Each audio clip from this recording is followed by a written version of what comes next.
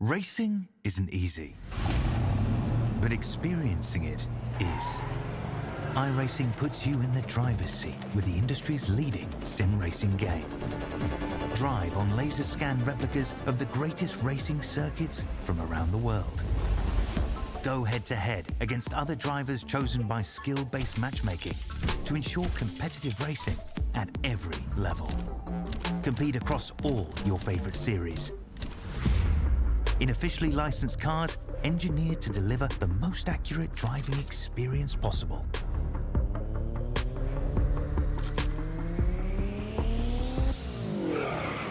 Join a race or host your own with players from across the globe. Race against the computer or in a league with friends. Feel the thrill behind the wheel. Visit iRacing.com.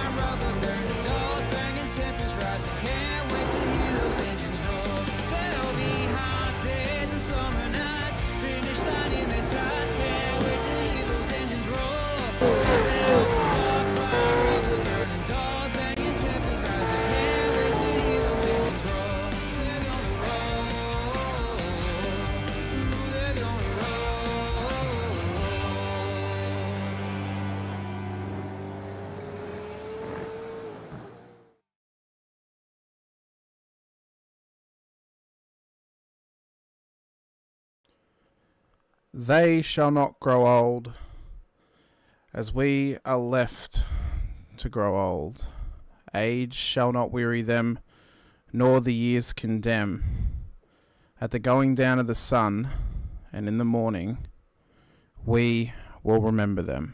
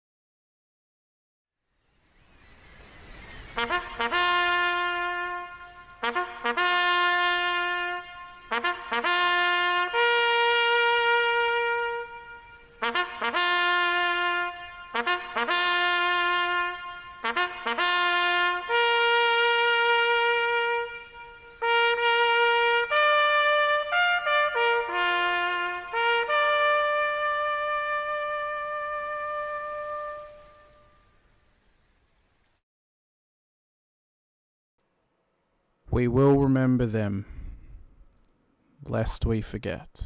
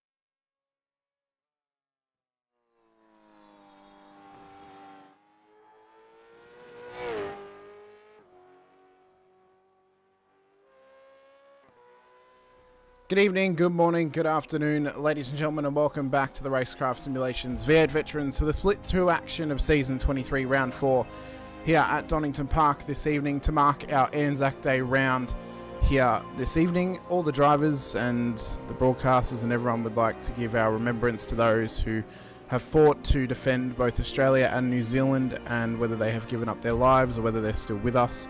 We wanted to thank them as well. I'm your commentator, Hamish Munro, joined once again this week by Brett Fisher. Brett, Big Night of Racing comes our way, 200k's around Donington Park, and it's a circuit that's going to throw some tests and twists and turns to these drivers as well, which they originally thought they were going to be going racing in the wet. The weather gods have changed that a little bit over the last week. But first of all, Brett, how are you? Second of all, let's get this going. It's going to be phenomenal. Yeah, mate, I am absolutely pumped. How can you not be after that intro? You know, hearts go out to all the vets, you know, past and present and in the future and all that sort of stuff as well. You know, like, let's thank them for what we have today, because if it wasn't for them, you know, we wouldn't be here. But here we are, ready for racing at Donington Park. And I tell you what, we're in for another cracker. I keep saying it every week, but I tell you what, I think we're in for another cracker. Are we going to be in for an Anzac cracker, an Anzac biscuit, if you will, of a race here tonight, Brett? I mean, I think it's going to be a race that could offer us some some twists and turns already. We've already had quite a few this season. We've not had a double up of winners just yet this season. 3 separate winners from the first 3 rounds. Are we going to get a 4th tonight at Donington? Well, that's right. We talked about that off air just before we started. You know, Jim Caperonis starting us off with the first round, Trent Allen in our second round, and Matt Muggleton, wasn't it, in round 3? Was that correct? That is correct. Correct, sorry. So we are in for an exciting series, I think, because, you know, we're not seeing any 1 or 2 people just sort of, you know, taking control of this series so far. We are seeing it mix up. And are we going to see another winner tonight? Time will tell. Well, time will tell, and the clock is ticking for these drivers before they get into their race here this evening. The warm-up session to come, and then we'll get into our 200 kilometres of racing at Donington Park. Let's have a quick preview, though, of the circuit, not the national anthems once again. Hamish, click the right button. No, do that again. No, we're not going to sit here. If you like, we could. The New Zealand national anthem, in my opinion, is the best in the world. It is absolutely phenomenal. I'm very jealous of our Kiwi brothers and sisters from across the ditch because it is a fantastic national anthem. But as we trickle our way on down towards Donington Park, here not too far northeast of Birmingham, we'll see this beautiful circuit once again. Of course, running the GP layout tonight, which includes the dogleg off the back of the circuit, makes it so we actually have 12 corners to deal with across 4 kilometres of racing. The circuit was originally opened in 1931, reopened back in 1977 as well. It all starts on the Wheatcroft Straight, and as we head down to Redgate at turn 1, it's a tough spot to start not only start the race but to start the lap. Turn 1, very, very difficult for a multitude of reasons. It kind of unsettles the car as you try and get the car through. You've also then got to deal with the pit exit that's right on the racing line on the left-hand side. Drivers are going to have to be cautious of that when they exit pits and when they're driving past pits as well. Very easy to run it wide there, Brett, end up in the sand. You don't want that to happen to you here tonight, obviously. It's about off track, but to drag that gravel back onto the track, that's going to make it even worse as well. And that's one thing drivers are going to have to be cautious tonight is the debris. The amount of gravel that surrounds this circuit, the amount that can be dragged back onto it at very difficult and inopportune points for the drivers, it's at a maximum. I mean, you got turn 1, turn 4, turn 7, turn 8, turn 11, even up at 9 and 10 for the S's as well. There's a heap of spots where the gravel can get brought back on. If you get turn 1 right, you then get this lovely little roller coaster run down the hill at turn 2, through the Cranner curves at 3, and then up towards the old hairpin at turn 4, where we could see some wild action. We could see drivers traversing the field of grass to the right-hand side. We could see them locking up, making contact, and ending up in the sand trap at the old hairpin. This first sector, it's the first test of the circuit to really see how well you're going to do in this race. And early on in the first few laps, I think you've just got to take a breath, take it as it comes, get into your rhythm. Don't push too hard through here because you could very easily end up off track.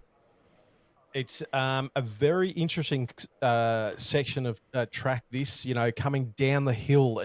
You can get carried away and a bit excited, but you do have to watch what's happening with the car and get the car exactly where you want it, because you can push wide on 3 and it makes it hard to bring it back to old hairpin, and that is another tough corner down there to get that right 100%. And you don't really want to be fighting for a position in any of that section of track.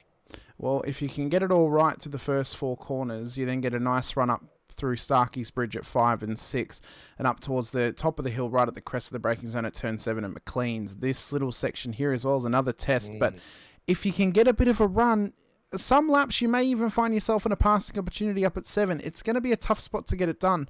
It's one that can happen, though, if the opportunity is correct. Drivers will also need to be careful, though, of money shifting up the hill too. If they get on the throttle or the shifter a little bit too early, could see a blown engine up there possibly tonight. But if you can get that run nicely through there, you then set yourself up well for 8 at Coppice and the run down Starkey Straight towards turn 9 and 10 at the S's. This spot here, great passing opportunity, Brett, but if you can't get the run through turn 8, you're never going to get the move done down at the S's. You've got to be right on their tail, almost alongside off the exit of 8, just to get enough run down the straight to get the move done on the inside, or hope that the driver who you're trying to pass is going to give you some leeway and let you be the last late breakers into 9 and 10.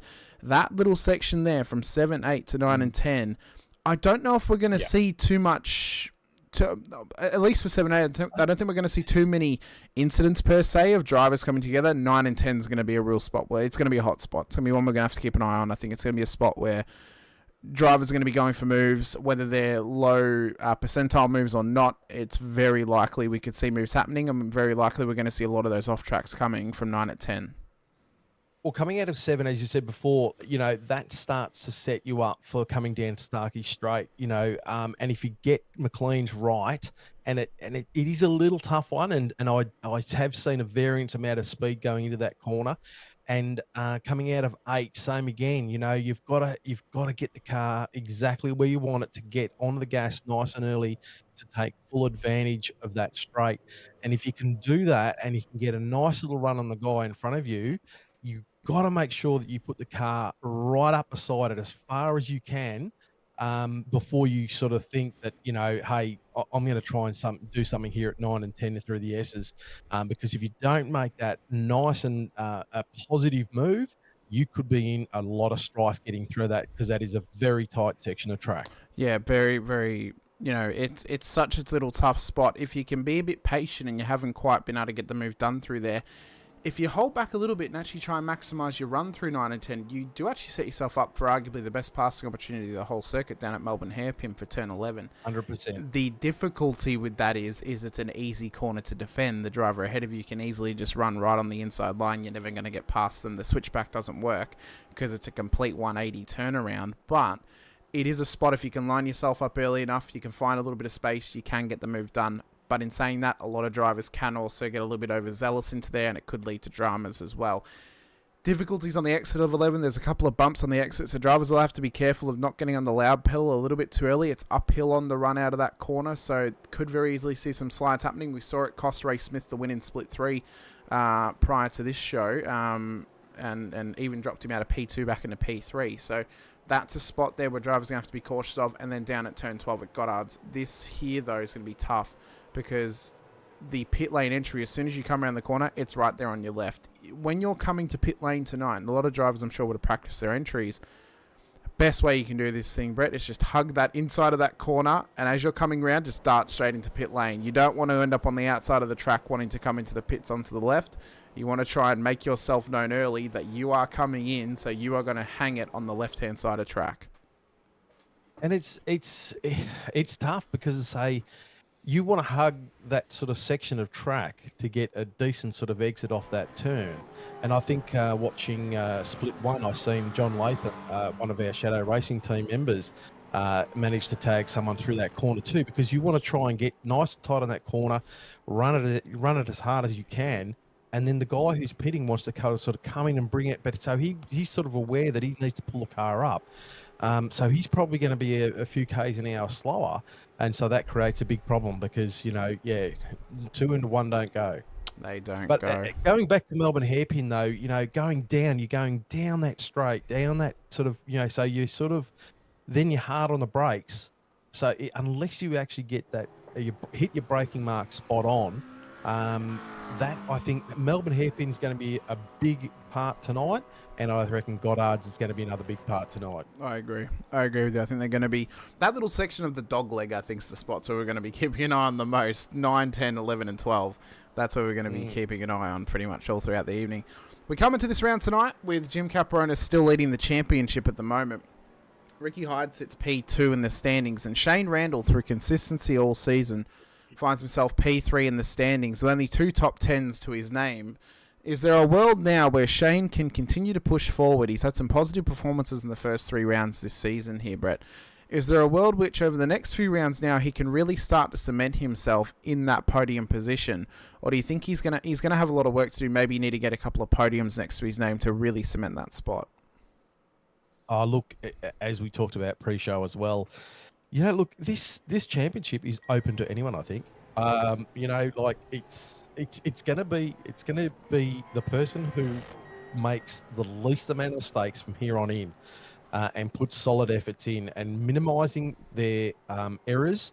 I mean, none of us are perfect. We all make little mistakes here and there, and it's just a matter of minimizing those as much as possible throughout the rest of the series.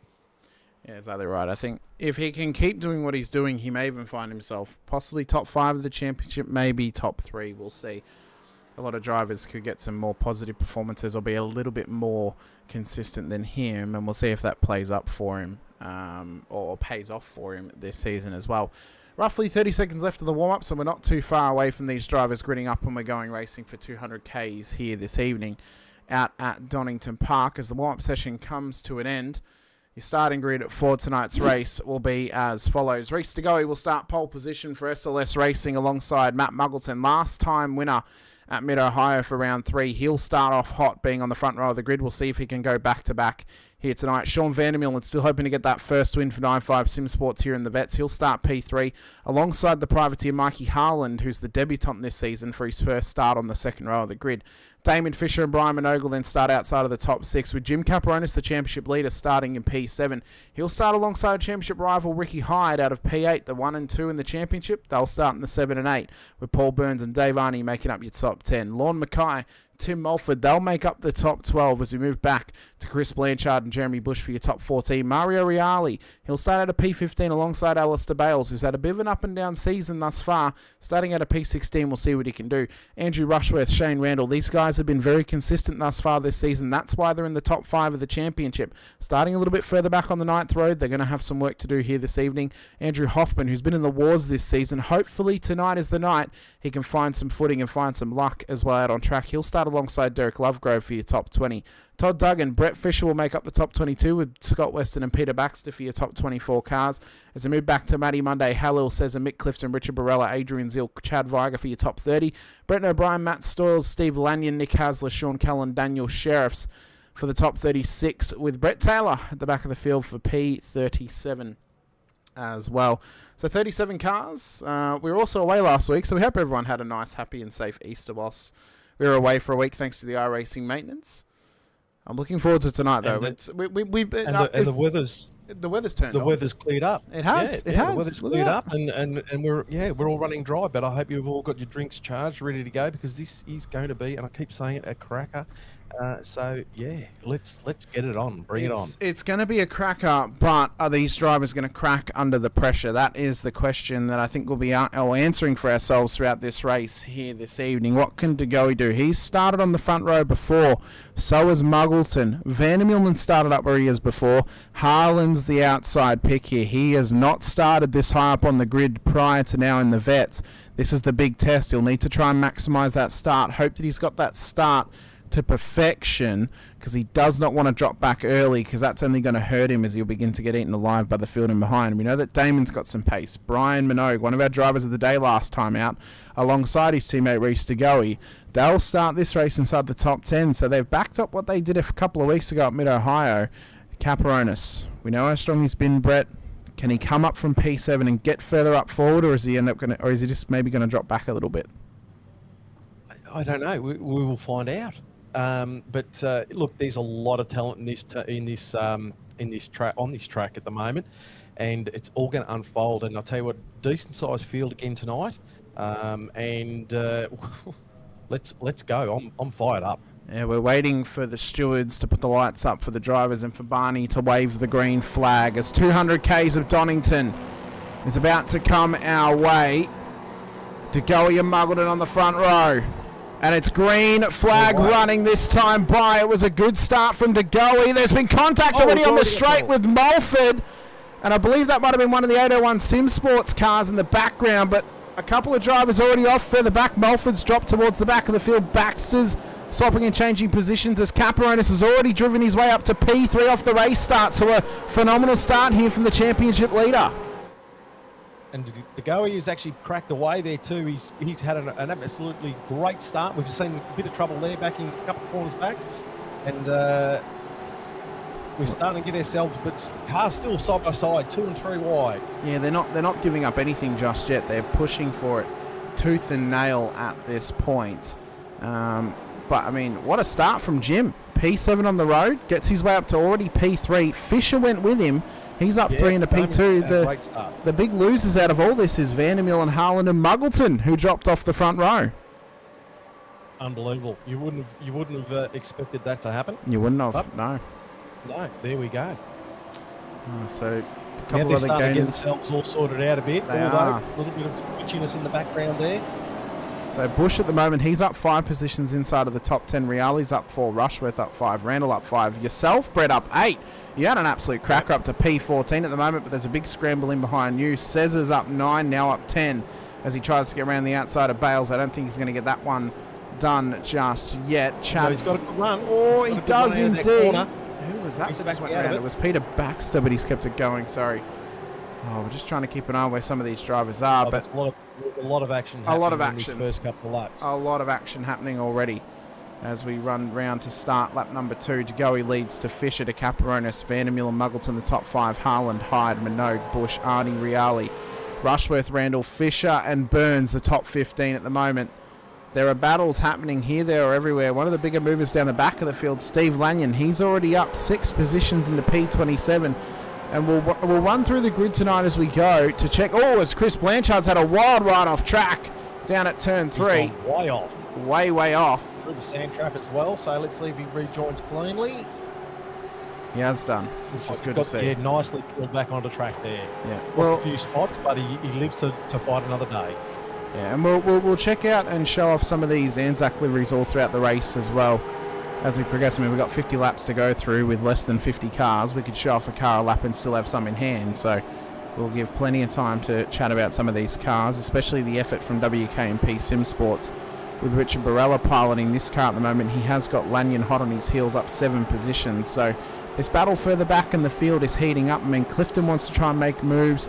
Lanyon's already made moves off the race start in the SLS car, but he's got something to prove, I feel. I mean, it's now, we're coming up on the year ago mark here, Brett, of when Lanyon nearly won the Split 2 title, and you'd almost feel it might be eating away at him a little bit to try and get back to championships past and try and win himself a title here in Split 2. But it just goes to show you how much all the people around him has lifted. You know, I mean, if that's where he was 12 months ago, it was with a car around and another car around. Yep, Clifton's we've been got trouble on turned. the front straight. We do indeed. Clifton got turned there by Lanyon. I don't know if that was Lanyon's fault or not, but Viger was already turned around at that point as well. So a couple of drivers having to come into pit lane. Luckily for them, we are past lap 1, so it will count as a CPS, but that's going to be a long way to go on tyres to get to the critical lap of lap 24/25 here tonight. Tagoe has started to break away though at the front, and Caperonis and Fisher going at it. Yeah, Jim Caperonis is right on Damon's tail at this stage, so he's been shown to be quick all the way through this series, and look at him go. He's straight up the 3rd spot, and he's challenging Damon for a second here. Yeah, let's see if we can get a run on him down here. No, he's just sitting back there at the moment. It's probably not a bad idea, although look at the run he gets through 10 and 9 and 10 down to Melbourne. He's not quite close enough to do the move just yet on Damon. I mean, Jim will play. He's a smart driver. We've seen this happening all season. He will play the long game if he has to, as Dave Arney's off the road with Andrew Rushworth down at Melbourne Corner as well. So drivers are going off here, there, or everywhere. Have to wonder, Brett, if we had the rain, would it be any more or just as chaotic as it's already been? I'm going to put my hat into probably a little bit more, purely because we haven't experienced rain yet. Some of the guys might have actually had some rain practice and racing, but in vet we haven't actually seen the rain yet, so people might get a bit too keen and eager while their tyres come up to temperature and all that sort of stuff, but yet to be seen. It is yet to be seen. The rumour mill is filling with Winton apparently penciled in to be the wet race. As a big fan of Winton, I enjoy that from a broadcaster's perspective. I don't know how good it's going to be in the in the supercars though at Winton. We'll see how well that goes. I have just noticed though, Brett, there's only a handful of cars we can actually see on track tonight, as Scott Gamble's just pointed out, because a lot of them are quite invisible thanks to the camouflage. Very too true. Well, that's good. They're doing the right job then. John Vandermeer, though, racing for 9.5 Sim Sports, of course. He's still inside the top 5 at the moment with the Mates for Mates title on the side of that car for 9.5, of course, for Anzac Day this weekend. They're running the camouflage once again. Of course, one of their, well, I know at least one of their drivers, Scott Gamble, is a retired member as well of the Army. So, of course, they're representing him on track, being that he's not racing this season as well. So, Good to see them, though, getting around the Anzac Spirit, as well as Ricky Hyde and the 801 Sim Racing crew, too. They've also got the camouflage going on their car as well. Camouflage is the new black, it seems, for Donington Park. Yeah. Brett. Is. And I'm all for it. This is a great little battle pack, too. Hyde's just sitting behind Vanderbilt at the moment. Harland, he's not that far behind either. And Minogue finally got that one right again. He's not that far behind, only about half a second. So these guys just want to settle in. I mean, you know, they've got the first couple of laps out of the road now, and the cars should be coming up to temperature well and truly by now. So they'll be seeing what they've got under their seat at the moment, or the car, and they'll be starting to work out where they're stronger and where they can possibly make a move up or gain some distance to the driver in front. And we're seeing Hyde just close right up on Van Meulen here. A little bit sideways out of that turn there, so he's going to lose a little bit of speed down this straight now. Yeah, the rear end is getting real loose through turn 8. That's cost him some run down the straight towards 9 and 10 at the S's. So, and I don't know what's happened, but Jim Caparonis is in second spot. My brother Damon is into third now. Yeah, you got the move done now. They've got Sean Cullen, the lap traffic just there with them too. So Sean's already been in the wars here this evening, and now he's going backwards. He'll need a safety car to get back into this one. So yeah, Jim has finally dispatched of Damon for P2. We'll see if Damon can hang with him in the Team AJR colours here tonight, as Vandermeulen is under immense pressure right now from Muggleton and Hyde and Harland as well. And this battle is looking as intense as ever here. And they got to be careful of the lap traffic, as the lap traffic also has to be careful of them here, Brett. They don't want to get tangled with each other. But, you know, Sean also doesn't want to get in their way. That's right. It was good to see Sean giving the guys plenty of room there, knowing that he's slightly off pace there, and just let those guys cruise through as best as he can. It is a tough track to sort of try and allow enough distance and keep moving forward as well. But it was good to see. And this is a great battle up the front. Yeah, in the top 10 anyway. Well, it is. I mean, technically, it's still up the front, although Jim Caparonis has got some time to make up to get up to the back of the goey. Hyde is getting ultra uber close to the back of Matt Muggleton's car. He needs to be cautious to not overextend himself into these corners and into these braking zones, because it's very easy that we can see these moments cost drivers on circuit, Brett, and we don't want that to happen here tonight as they run towards the braking zone of turn 9 and 10. So for Muggleton, he's got to try and put some pressure on Vandermeulen, and Vandermeulen will hope to run away and get that win next to his name. Hyde, well, he needs a win because he needs to try and bring the fight to Jim at the front of the field, being that he's P2 in the championship, and he wants to try and gain, and some others as well, as he's made contact with Muggleton. That might cost him here tonight for Ricky Hyde. He pulls up to try and redress, but Muggleton's dropped too many spots. It might not be worth it at this point. He may be traversing through pit lanes sometime soon. And we've set the field on scramble at this stage, but I was just looking back further in the pack about he's just got the car in there now. But we had a great little battle pack going, and everything's compressed again now.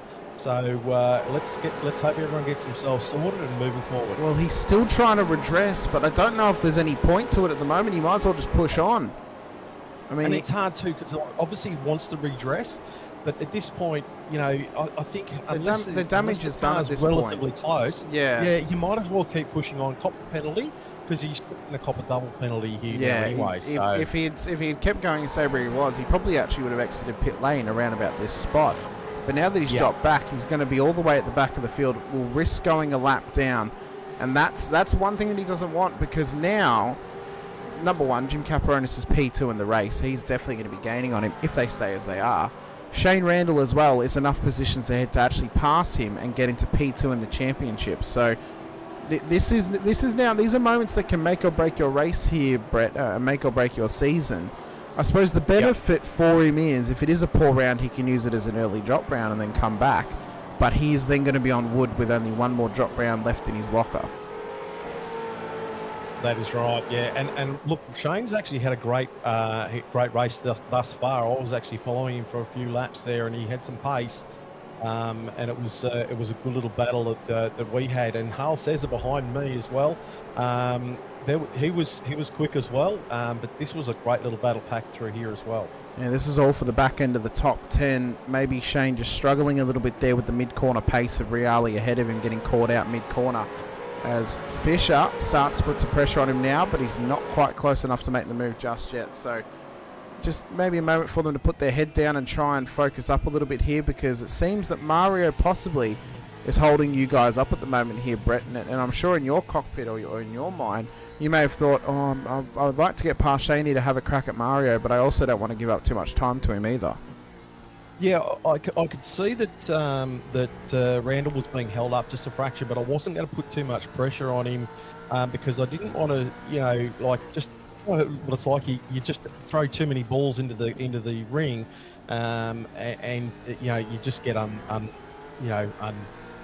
don't know what I'm trying to say, but things go astray anyway. Yeah, you're unstuck. That's what I'm thinking. Looking further back in the pack, Lovegrove and Weston having a good little battle on Hoffman. So that's some pretty exciting stuff happening there. Stoyles and Nick. Stoyles is just in behind Ricky Hyde, who's having to come back through the field at the moment. Cullen's had another we've got moment. Someone there. Cullen. We won't compound his poor luck with showing that moment on screen for him. Yeah, Hoffy in the battle at the moment with Lovegrove, as you mentioned. They're trying to chase down Paul Burns at the moment as well. Mikey Harlan now finds himself inside of the top 5 of the race thanks to that moment between Ricky Hyde and Matt Muggleton. So the rookie this season for the Vets, he's also a rookie to the Supercar. He now finds himself inside the top 5. Could he be on for his first podium tonight? I'll have to wait and see if things go. He's flying. He's got good pace. Yeah, he's got good pace. Yep. He just said his fastest lap there on that lap 9 of 50. It's going to be, he's got good pace about him. Yeah, and that was a really tricky section of track too, and coming down to this corner here, some guys are choosing third, some guys are choosing fourth, and if you got it in fourth, you could actually get a good exit if you got it cleanly through there. And some guys using more track and less track, obviously slightly different lines, but I actually enjoyed the track. It was actually not a bad track. Oh, Cesar's had some struggles down. Yeah, he's had some struggles down at turn 4. As Duggan looks to get past him here. And I mean, I think for Todd, especially, I reckon Todd needs a good race next to his name, just to boost the ego a little bit. He needs, and I think it's been such a long time between drinks, I almost feel like he needs a top 10, just to keep him going and just to push him forward, because Todd, on his best day, is one of the best drivers in the field, but he's just had some bad luck, throughout the last couple of seasons. So if he can find something and get a top 10, that may help boost his confidence a little bit. He's still trying to get used to the car too, Always he sees a bit of Morse code on his back bumper there by Mackay.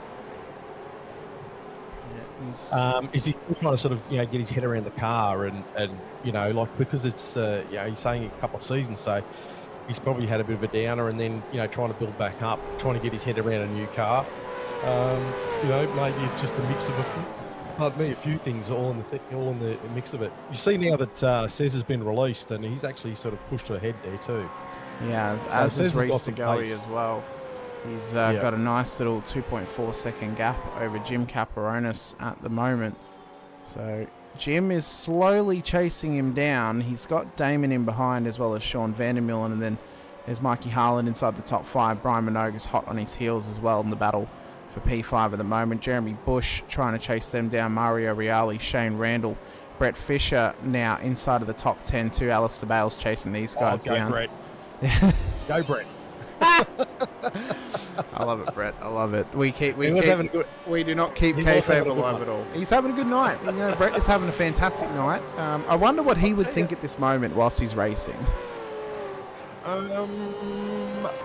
Well, while I was racing, I was thinking I'm going to ride. Actually, I was, Randall was quick.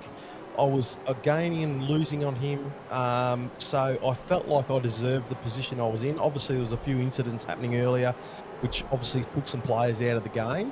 But I was comfortable in the car, and I was actually slowly figuring out as I was going through, making a couple of little mistakes here and there, but felt very, very comfortable in the car, and I was happy to sort of be up in this top 10 at this stage and thinking, all I've got to do, it's still a long, long way to go, is just keep plugging away, And I want to a quick shout out to my brother Damon. Not that, I should be giving him too much accolades, but he's doing all right.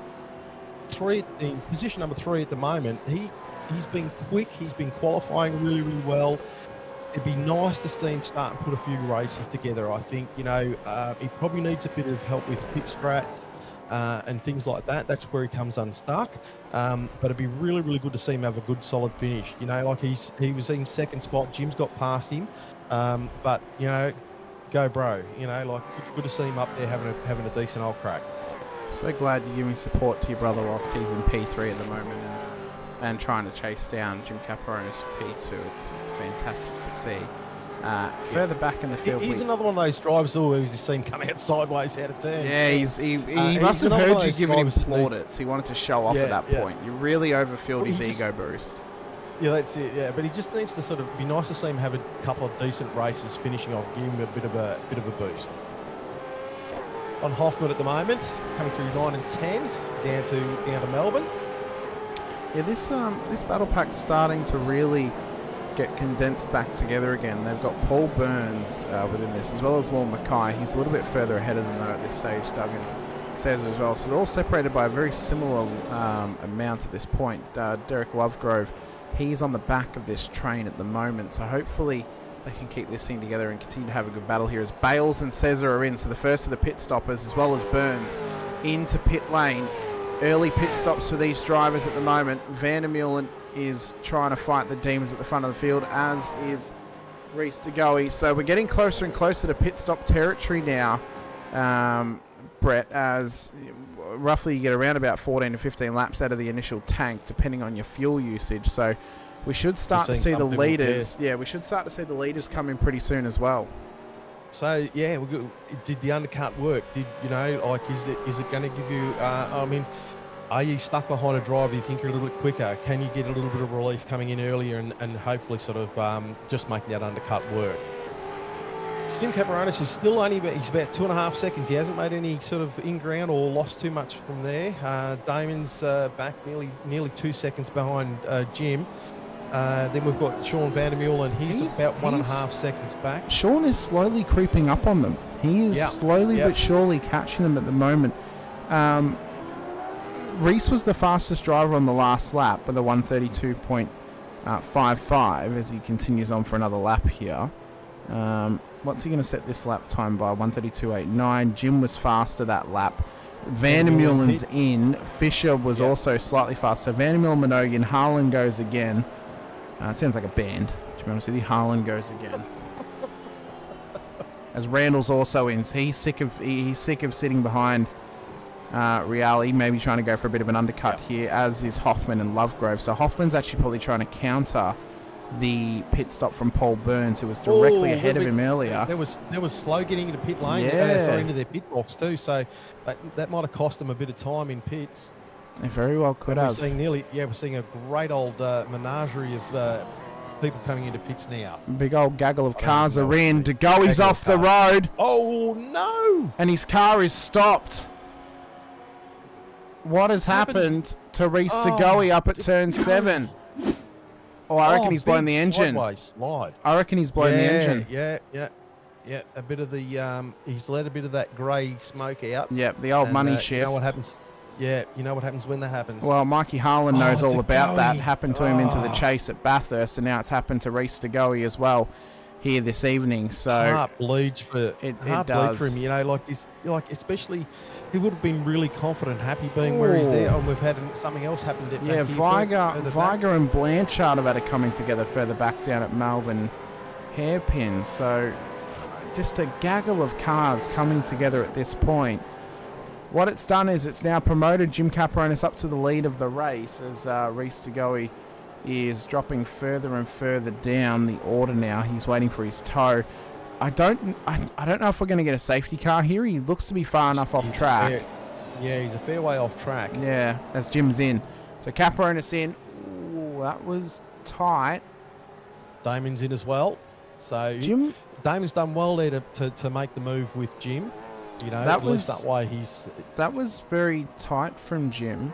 I wonder if that was unsafe or speeding. He was very, very close then. Okay, well, we'll see what happens. We'll see where he ends up. Harlan stayed out for another lap, so he'll now get a point for leading a lap here of the race. We'll see where these guys end up coming out. should roughly be getting around about 27 seconds for the pit stops here for a regular stop. Jim is still in the box. Damon's leaving. He's getting past him. If he's in any longer, he's definitely got a penalty next to his name. Because if he traverses past 40 seconds, I think he's in here stationary waiting for the man to let him go. What was it then, Jim? What's happened, Jim? Oh, he couldn't put the fuel. It was a tech issue. Oh, Jim. So that's wow. Oh, and the car's dropped. That's why. And he's gone back up he's trying again. to do the fuel, and it's not doing it. So it's actually a tech issue. So it's not a penalty at all. It's a self-inflicted penalty by mistake. Oh, that's such a shame, Jim. Heart goes out to Jim. Wow, Jim. Because it's nothing. I mean, look, these things happen in racing, don't we? Yeah, they do. Don't they? You know, like I mean, there's nothing worse than something out of your control that affects your race. But unfortunately, it has happened, and you've got to sort of get your head back in the game and go, righto, well, that's happened. Let's move forward and let's see what crumbs we can pick up. Yeah. Harlan's in the pit lane now as well. I wonder what happens. Does O'Brien come into? We know he's been a bit of a master of the fuel save in the past. Does he go another lap, or does he come and he goes another lap? Brett O'Brien has just been proving season upon season that this guy saves fuel like no other. To go 16 laps on a tank is an exceptional effort as Fisher now looks to stride past Harlan. So Damon's now actually the effective leader of this race, with Brian Minogue effective P2, Vandermeer in effective P3. Very, very wide from Damon. Oh, he must be listening to us. He heard us giving him plaudits, and then he makes the mistake. He's seen Minogue coming up behind him and probably done a bit of a panic, but it's not time to do it. He's probably still, that's only his first lap out after his pit stop, so maybe tyres still coming up the temp. Quite possibly. Brake mark, you know, but Minogue is definitely hounding him now, so as I say, effective 1-2 on track at the moment, so, you know, little bro, he's done all right. Let's hold it together, Damon.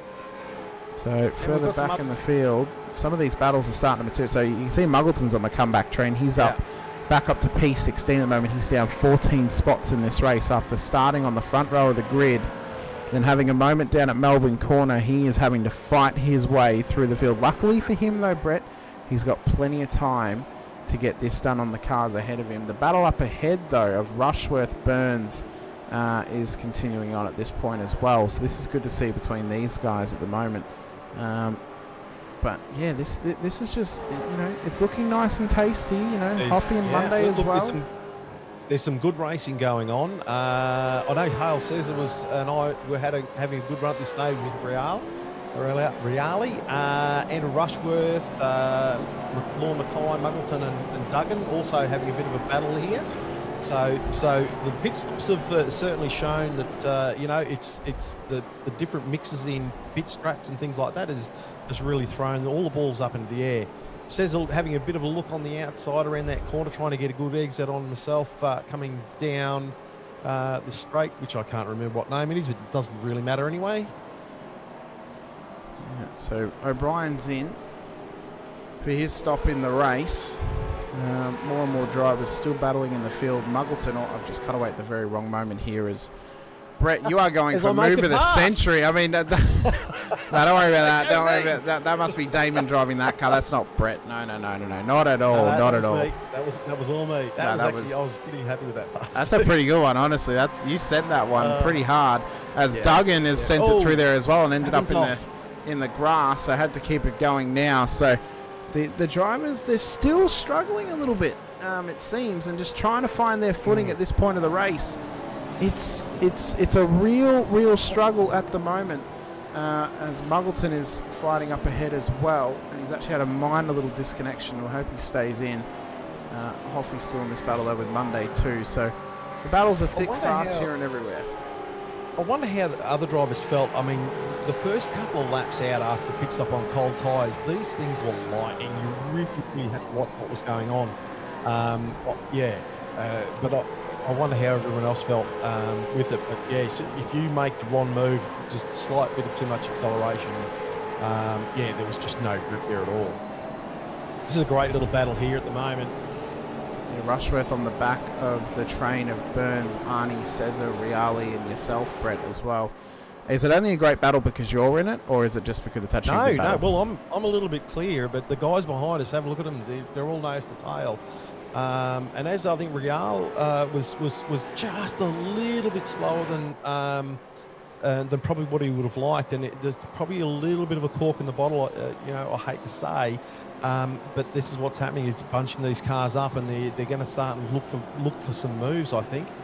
So we can see as well, there's a bit of fuel strategy happening throughout the field, and the ebbings and flowings of the fuel strategy too. Unfortunately for Rushworth, he's taken a very, very short stop in this first fuel stop, 15.6 seconds. So he's going to have some time to give in the next stop comparatively to all the other drivers. And you've got the likes of Hoffman and Lovegrove, Bush and Vandermeer, and they're all above the 30-second marker at this point. So they're all having to try and, they're going to get some free time back in the pit stop. And if there's a safety car, it's going to play into their hands a little bit because they'll get that shorter stop. And as long as they keep that clean air, they can just push on a little bit harder as well. Hoffy's still trying to chase down Todd Dung at the moment, but he's not quite near him just yet.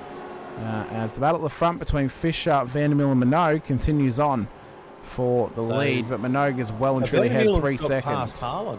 He has. Yeah, so Vandermeulen's on the move. He's definitely got the pace. And he's going to be chasing. He's going to be on the back of Damon in the next lap or so, I reckon. He's got the pace in that car. Yeah, he's under half a second blipping in there now. So it'll be interesting to see what happens in the next lap or so. Still seeing some personal best times coming back further down the pack as well. So from Duggins and Hoffman. So they're obviously getting themselves settled after their pit stops. And that's where Jim's ended up after all that. P25 at the moment, right in behind Richard Barella. Behind him, this battle between Blanchard, Hasler and Hyde continues on. So Jim's got some work to do, as does Ricky Hyde. So they're both in a very similar boat at the moment, where they have to try and work together as best they can at this stage. And the thing is with Jim, he would... look, we've seen him quick, so he knows he's quick. He knows he's got a good car underneath him. He's just got to control his head at this stage. Yeah. Knowing the fact that he's had a few things go wrong and stuff like that. How do you keep your brain, from exploding and making a bit of an error or anything like that? Knowing that you're fast, or you're getting up on the back of someone. Just Hoffman went to the inside there, and he's locked up. That was Cullen and Brett Taylor. I think they were both a lap down, and I'm not sure if that was a failure to adhere to blue flags or what. But that's a messy moment down at the chicane there, and it's cost Hoffy a couple of spots. Jim's been lucky to get through on that one. Yeah, it's worked out well for him. Yeah, unfortunately though, the only position he's gained is the one over his teammate, who unfortunately was involved in the incident. That's a real shame. It's an unfortunate moment there as well. But the front of the field, Brian Minogue leads the way by 2.8 seconds over Damon Fisher at the moment. Sean Vandermeulen slowly chasing Damon down, as is Mikey Harlan inside of your top 4. Further back, Alistair Bales and Shane Randall are battling for the top 5. Jeremy Bush is in there too for P7. So Randall and his strategy to undercut Reali's worked out for him here. He's now managed to find his way up into P6. He will have a little bit of time to get back in the pit stop, as he took a slightly shorter stop in the first one. But if it works out for him and we go long enough on a green period here, Brett, he could find himself still well within the top 10. Yeah, he's done really, really well. That undercut's worked for him exceptionally well through here. So he's done well. Eddie Milton now just actually slipping off the back of Damon at the moment. I'll just put because he was in with a half a second of Damon there a lap or so ago, and he's now about 1.2 seconds behind. So something's happened there. Whether Harden's actually come up and challenged him a bit and taken his focus off what was going on in front of him, I'm not sure. But something's happened there, and he's definitely dropped off the back of Damon there for a second. Still mid-pack in that sort of Hale Cesar Reali, right way back to Muggleton. That's a great little battle pack there, and it's all going on. Look at how well Muggleton's caught back up to this field, though. After that moment with Hyde, he's now finding himself back into P15. Pitted on lap 7 of this race, so this is genuine position now for Matt, and he could definitely make up some time to come. He took a slightly longer stop in the pits, 29.24 seconds for his pit stop, so he will gain a little bit of time over the next pit stop period. And again, if we have a long enough green period and he can continue battling with these cars, that will just allow him to build up some pace, build up some confidence, and fight his way forward. He doesn't want it to go too long under green here though, Brett, because it will mean that he'll actually give up more time to the cars ahead of this battle, which then will cost him in the pits. As Cesar and Arnie are getting past Reali here, can Burns get it done too? Not quite yet. This little 5-car pack is just starting to heat up. I wonder what happened there. I wonder what happened to Reali there. He pulled out. It hasn't said that he's gone off track, so I reckon he's either pulled out or Halil's just kind of forced his way past, and then that's actually cost Reali a little bit of time. Yeah. Yep. Tell you what, a little bit of a silent assassin tonight. Adrian Zeal up 10 spots into P19, chasing down Scott Weston at the moment. Both these guys have been really under the radar here and doing a very good job to get inside of the top 20. It's great to see. Yeah, plugging away, keep going. Oh, and come out there. I tell you what, that through turn 9 and 10 was actually a great corner, a great sort of set of S's. You can find yourself, if you get a really good shot through there, you can really find yourself gaining on the car in front on the way down to Melbourne. So, this battle pack as well is heating up a little bit here. A couple of the WKMP boys of Richard Barella and Chris Blanchard. They're trying to battle with Ricky Hyde and their former teammate Andrew Hoffman just ahead of them as well. Hoffy may be playing a bit of rear gunner here for Jim Caparonis just to allow him to build up a bit of time and space back to these cars. They've also got Hasler chasing them down at the moment as well, but the pressure's building on a lot of drivers within these battle packs, and it's so good to see the drivers who've gotten involved and gotten their Anzac liveries done on these cars as well this round, as we mentioned at the start of the show. Anzac Day round this weekend, so it's great to see the drivers and the teams getting involved in this too, and showing off the wonderful khaki colours of camouflage out on the circuit here this evening at Donington. It's it's a special event that we have once a year, of course. Some people then decide to rerun them around about Remembrance Day later in the year as well, but this is the one that's real special because we're always in a season around Anzac Day. We're never away during this part of the year. Yeah, and it's great to see that everyone or most of the teams sort of getting behind and showing some sort of support for the vets. It's great to see. And obviously some of our members and past and present have been involved in some way in the military, and it's great to see that we are supporting all the vets and things like that. So it's great. It's fantastic to see. Jim Cabrera saying, how sexy is Mikey's car? It's a fantastic looking car, Jim. It looks absolutely nice. Phenomenal, as does Sean's. These are two of the best, in my opinion, two of the best looking out on track, fighting up the front of the field for Anzac Day as well. It's fantastic to see the effort that's been put in. Little smoky for you here of one that I do really enjoy, actually, if I can find one of their drivers. Here we go. Mick Clifton is actually the Accelerate Sim Racing car. That was Chad Viger having a bit of a lock-up into that corner. I was about to mention Mick's car because I quite like this. Very simple, red and black deal. The nice little yellow tinges for the sponsorship, and then the Anzac Appeal crest on the side of the car as well. Unfortunately, not looking as nice as what it would without the rear bumper on it as Mick brings it into pit lane. I think that's what he's doing now. He's just going to get a new bumper now. Oh, is Puffy still in the wars with Blanchard. And I was just keeping my eye on that battle between Rushworth, Burns and Muggleton as well. That's all heating up there as well. But this is a great little dice going on at the moment. Yeah, so the former teammates battling it out here as Hyde wants to get involved as well. It's getting uber close up towards turn 8. Hyde and Hoffman make the contact! Oh, no! Oh, Hoffy. Can he claim that he couldn't see him? Can he claim that? Yep. Well, yeah, too much camouflage. Poor Hoffy, he's been in the wars. Oh, he has. Well, pardon the pun. There was no pun here intended. But yeah, no, oh wow, unbelievable. Anyway, we go back up. Luck. Currently Rushworth, Burns, Muggleton. Lorne Mackay and Duggan not that far behind as well. Yep. I know Duggan's a bit further behind, but Lorne Mackay and Muggleton just tagging on the back there.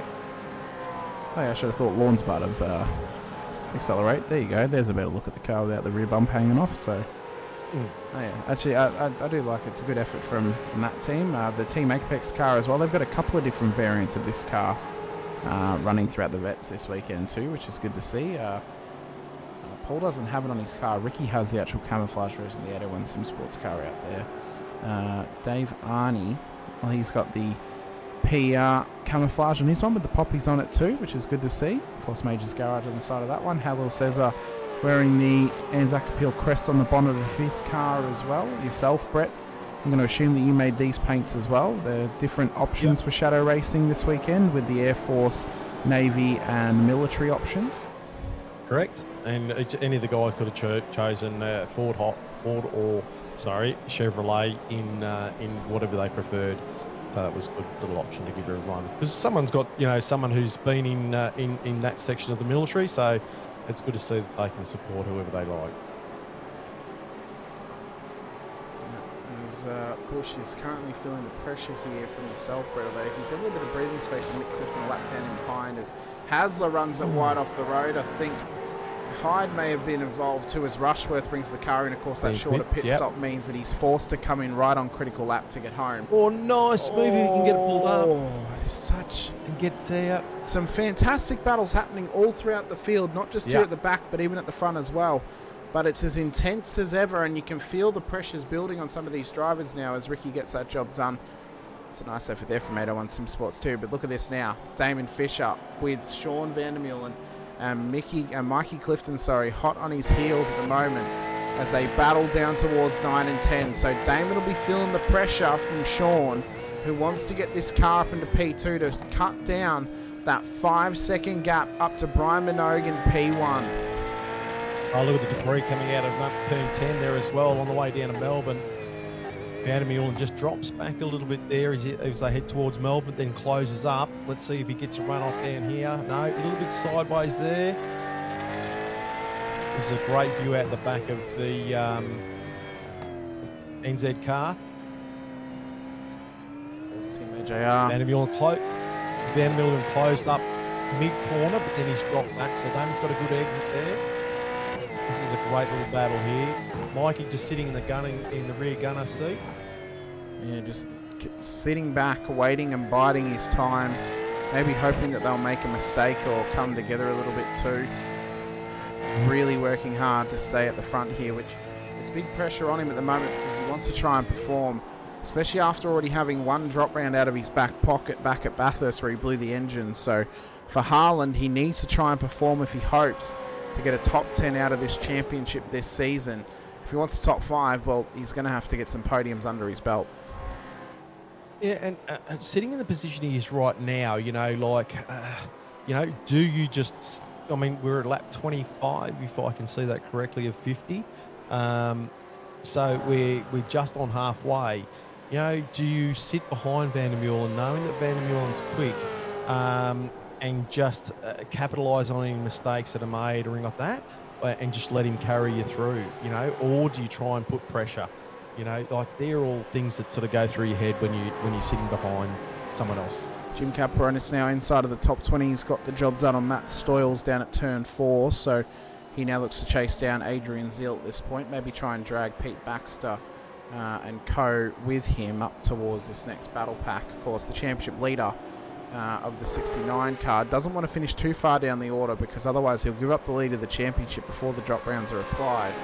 And at the moment, the closest contender to that is Shane Randall up in P6. So for Ricky Hyde and Jim Caperonis, if they want to try and hold their positions inside of the top 3, they've got to try and make their way further and further up the order here tonight.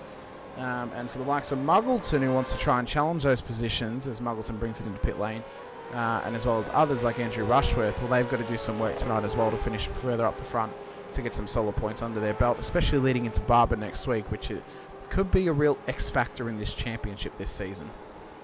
And I'll tell you what, I actually did some laps today. First time I've been on that track. Interesting track, like it. It's very interesting. It's going to be tough to battle, though. It's going to be a tough track to battle. It's tough to make passes. It's one where drivers are going to have to be very, very careful and cautious. Lap 26 at this point, though, of 50, so we're just past the halfway point. No safety cars thus far in this race, but it is getting tough for these drivers on track. They've gone a long way on tyres now, past the 10 lap mark on this little stint that they've had, and to go green for this long at this circuit it's a very tough slog. Brett, I think you can agree. It's one that is incredibly difficult to go green for so long. And these guys are closing up on Damon too. So Damon's doing really well under pressure here. Mikey is really keeping Van der Meulen honest as well. So these guys are doing a fantastic job up in this front end of this race at this stage. There's still some good battles going on back. Dave Arney is hot on the heels of Cesar. And Paul Burns is on the heels of Real as well. Yeah, so Arnie with this battle for Cesar. Mario still struggling a little bit tonight. We'll see if Paul can get past him as well. But this battle is closely contested at this point. Dane Palmer asking, I wonder if Split 3 would build up Hoff's confidence if he were to get dropped down to Split 3. I would actually tend to agree. I actually think that Hoff would benefit from a season or two in Split 3, Brett, where he could possibly, if he can get some clean running in and a bit of good luck, could actually very well run towards the front of the field and then build that confidence back up and try and come back into Split 2 with a new mindset or a new approach, possibly. Yeah, I don't know. It's just one of those things that, like, what, you know, why is he getting turned and stuff like that? Is it, you know, like, just, I don't know, you know, I mean, he's quick enough to be up here, so, you know, like, I understand what you're saying. We can't even claim he's quick enough to be up here anymore because, like, Ray Smith, his qualifying lap was faster than every single Split 2 qualifying lap here. He's fast enough to be here. That's right, Mark Houghton's fast enough to be here. James Baldwin's fast enough, you know, etc., etc. So those guys at the front of Split 3 are fast enough to be in Split 2.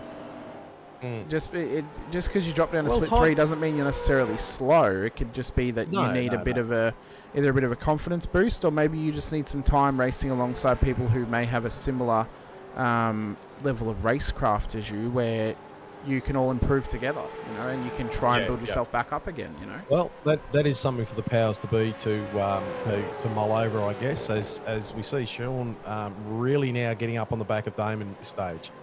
So I think he's a little bit quicker through here, and he's going to want to big flash of the lights there. I wonder what that's about. Oh, Sean is maybe trying to put him off, maybe, or let him know he's there. Yeah, okay. I don't know. Possibly. Didn't know whether that was the thing. Maybe he's not happy. I don't know. Yeah, maybe.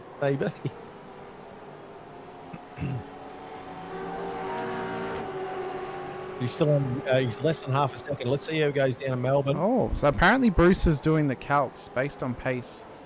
He should be Split 1. I would assume he means Andrew, because we were talking about Andrew, but I don't know. I mean, there are people all throughout the field who've got great pace, but then they've also struggled with their racecraft a little bit too. So it's too much math for me to deal with. I think, at this point. Any math is too much for me to deal with. It's interesting. Mikey's just backed off the back of Van der Meulen here, and he's just allowed a little bit of breathing room. Maybe he can see what's going on in front of him and just wants to see how Sean goes. He was sort of Sean's seesawing a little bit, so he's probably finding it is faster in certain sections of the track. So he's probably just trying to, as you said before, put a bit of pressure on to see if he can make something happen. Paul Burns right up in the back of Real as well. He's only 0.2 of a second behind. So he's looked like he's going to try and do something there at this stage too. Yeah, so we're getting into they've dropped back a little bit. We're getting to the period of the race now where drivers are just trying to, you know, cut down laps. You're trying to get to that next pit stop, aren't you, Brett? Of just going as long as possible in the hopes that, there could be a safety car here. I don't want to necessarily come in just yet in case I come in too early, or I bog myself back in the field a little bit here as well. So, but these battles are really going in thick and fast towards the front of the field, which is great to see. We can see here Jeremy's hot on the heels of yourself at the moment. in the battle for P7, and I almost feel like you're not going to let go of this like a kid's not going to let go of their lollipop. I mean, you do not want to let go of P7 at this stage. It's my lollipop, and you're going to have to take it from me. I did see that Sean in the chat said that Damon was actually holding up, so yeah, he probably still frustrated there, but yeah. Yeah, Brian Minogue and Damon Fisher, though, into pit lane, so first of the front runners into the pits. That now releases Sean Vandermill into the front of the field. I reckon he goes long here, Brett. He doesn't want to get held up in traffic. He wants to just keep on pushing on and trying to build some gap now. Maybe even build it back to Mikey. I suspect Mikey's going to go long too. Bales and Randall should go long as well, and I suspect you may go long too if you can keep ahead of Jeremy Bush. Yeah, and I think Jeremy was we were sort of seesawing a bit there, but yeah, just getting back onto on Vandermill, and now that he's been released from Damon, knowing that the fact that Damon was holding him up, he's probably going to, as you said, he wants to probably try and now push and try and make up as much time. If he's got the fuel on board, he might as well take it further along. Well, out of the top 5, he's got the most fuel on board, so he can go the longest out of the top 5 at the moment. For the top 6. Jeremy's got 1.6 seconds less worth of fuel, so roughly we'll call it maybe, I don't know, a litre or 2 less, so barely anything at this point for Vandermill and Bush. So, actually no, it's not. No, it's 2.3 litres per second, so he's got about 3 litres less than Sean does. Right. Yep. So about a lap.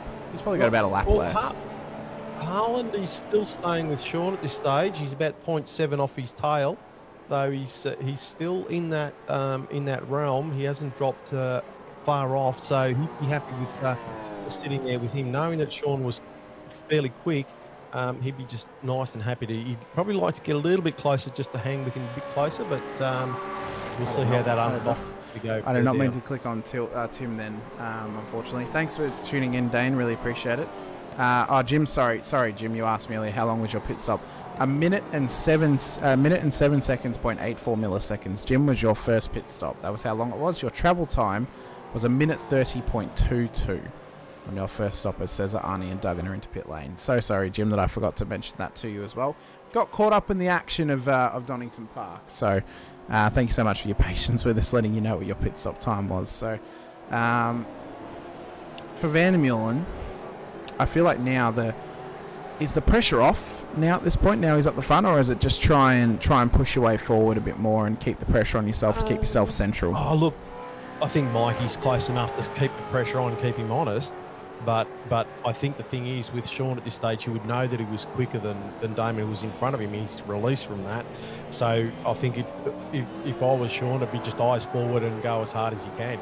And let's see what happens. Like if he sees Mikey sort of slowly falling off a little bit, he's just going to go right. I'm doing all the right things, and keep going with what he's doing. So, as we can see as well, Bush is still putting that pressure here on yourself, Brett, inside of the top 10. Zippy's done well. He's inside the 10 as Bales is into pit lane. So Bales comes in. Adrian Zill will now get back up to P9 in this race, so he's been quietly achieving thus far. He's gone past Scott Weston, but he does need to pit, so that may drop him down just a little bit as Lord Mackay comes in as well.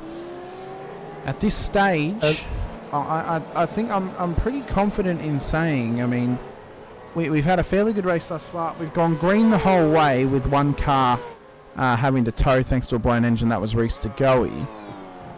Are we going to get a safety car? I don't know. No, I don't know either. Well, no, I don't know. So we're seeing a few people coming to pits. I was just watching back further too. O'Brien, Barella and Horsler actually having a fairly close battle there. That's been brewing for a few laps now. And that is it going to be split up there a bit as some Jim in pits, Monday in pits? Yeah, both those guys in pit lane. Mikey making a good point in the chat. Shane Reynolds, the effective championship leader at this point of the race, although there's still some reshuffling that needs to happen thanks to pit stops, with Ricky Hyde back in P30 and then Jim back in P26. But I don't think Shane's going to stay on the podium at this point of the race after the pit stops. He'll drop back maybe to P5. So there's still some points to be lost. There's definitely points to be gained. We'll see how it plays out for these drivers as Mikey Harlan brings his car into pit lane and takes the pressure off of Sean Vandermeulen. So Sean able to go a little bit longer. Randall's in too. So pressure's starting to build for these drivers now. As you're in as well, Brett. Jeremy's kept going. Does Mario keep going, or does he come in? No, he keeps going for another lap. So I tell you, Randall's done a great job. Like he's had a really solid effort this round. He's done really well. He's put himself in a fantastic position at this point. So in the box, Harlan, Fisher, Zeal in pit lane, dropping down below Minogue, who's pit. Weston yet to pit in this race. So Minogue's going to come out ahead of Harlan at this point. Harlan now leaves pit lane. You're still stationary, Brett, so Shane's going to get past you. Damon's come past both of you. So would Shane now be effective P5 on the road? Because he's actually stayed out ahead of Alistair Bales. Oh, this is going to be close. He's just got him. So somehow Randall has come out. He's actually overcut Bales in the pit stop. So that's played out well for him, being released by Bales when he came into pit lane. So now the battle's on, and this is the battle for P5 as Riali's off the road. And I have a feeling we may be on for a similar scenario as last time with Reese to go with a blown engine. And thankfully you missed my demise coming out of pit lane too. I was sitting in an absolute corker of a position, and unfortunately I got the thing sideways on cold tyres and completely stuffed that up. Like that. Yeah. Thanks, mate. Yeah, appreciate it. Yeah. You're welcome. Look, it happens, and I'm not disappointed with it. But I was on for a cracker of a finish, I think. But anyway, so we'll see what happens further. But it looks like he's closer. He's closer as well than what Reese was. I think this is actually further up at turn 8. So he's the next corner up, and he's very, very close to the track. So this could and should bring out a pace car. Yeah, I think, safety car. And this is going to help Vandermeulen and Bush and Weston because they haven't actually done their pit stops yet. So depending on whether it's actually Vandermeulen's getting an extra lap. Because the safety car wasn't out yet. So safety car's coming out on track. So we're getting safety car action here. Brought to you by Racecraft Simulations. So the safety car's moving to get ready to go. But Vandermeulen's gone the extra lap. So this has now paid off well for him in terms of giving him, somewhat an advantage now over the field by allowing him just to push on for an extra lap and build some gaps. So I wonder, does he come out ahead of Minogue? Because Minogue has pit, but Sean's got plenty of time ahead of him, about 38 seconds. Does he get this done and remain in the lead? We'll soon find out. Let's see what happens. We'll see Bush in pit. Yep, O'Brien, Hasler, Mulford as well, Vigor. Weston. So Viger has come in. We'll see where he ends up. So Vandermeulen needs pit. So we were right. So Randall's effective P5. Fisher is P4. Bales P6. These guys aren't going to change. It's the question of if Vandermeulen's going to drop from P1 to P2 or if he'll remain in the lead when he gets picked up by the safety car when he comes back out of pits. As Josh coming to pits this time. Yep. So Josh in pits. Josh Strage at the helm of the safety car. So Sean, he got the extra lap in, so that's paid off for him. So now it means that he's been able to push on fully and build gap over Brian. Especially if Brian was going at half pace to allow for the safety car. So this is going to be tight between them though, Brett. But I don't know. It's so tough to call. I think Sean might have him though based on the gap. Yeah. Sean's still in pits. He's still in his box. He needs to take a shorter stop than Brian as well, remember. Because he had a longer stop. Sean's coming out. He's exiting now and he's got the lead. So he's going to have the lead well in hand over Brian Minogue. But safety car's going to drop that lead. Yeah, it was close. He might have been able to make up that extra distance in that lap, that extra lap he got. And so he could have taken. Really well for him. He may have taken less fuel as well than what he needs, because he can now save that under the safety car. So that's also giving him another advantage point too. Is he doesn't have to fill it up as far as what he previously would have had to. So the waiver rounds are going to begin. The safety car has picked up the lead of the race, Sean Vandermeulen, at this stage. We're going to take this opportunity to thank our sponsors, Racecraft Simulations. Having our Racecraft Simulations ad break at this stage of the show. We appreciate everyone watching along with us. Be sure to hit the like button and subscribe to the bell icon too if you're watching on the Vets channel or the Infinity Broadcasting channel. Don't go anywhere. It's going to be one hell of a finish to this race with nearly 15 laps to go. Safety car's on track and it's anyone's game. Be back soon.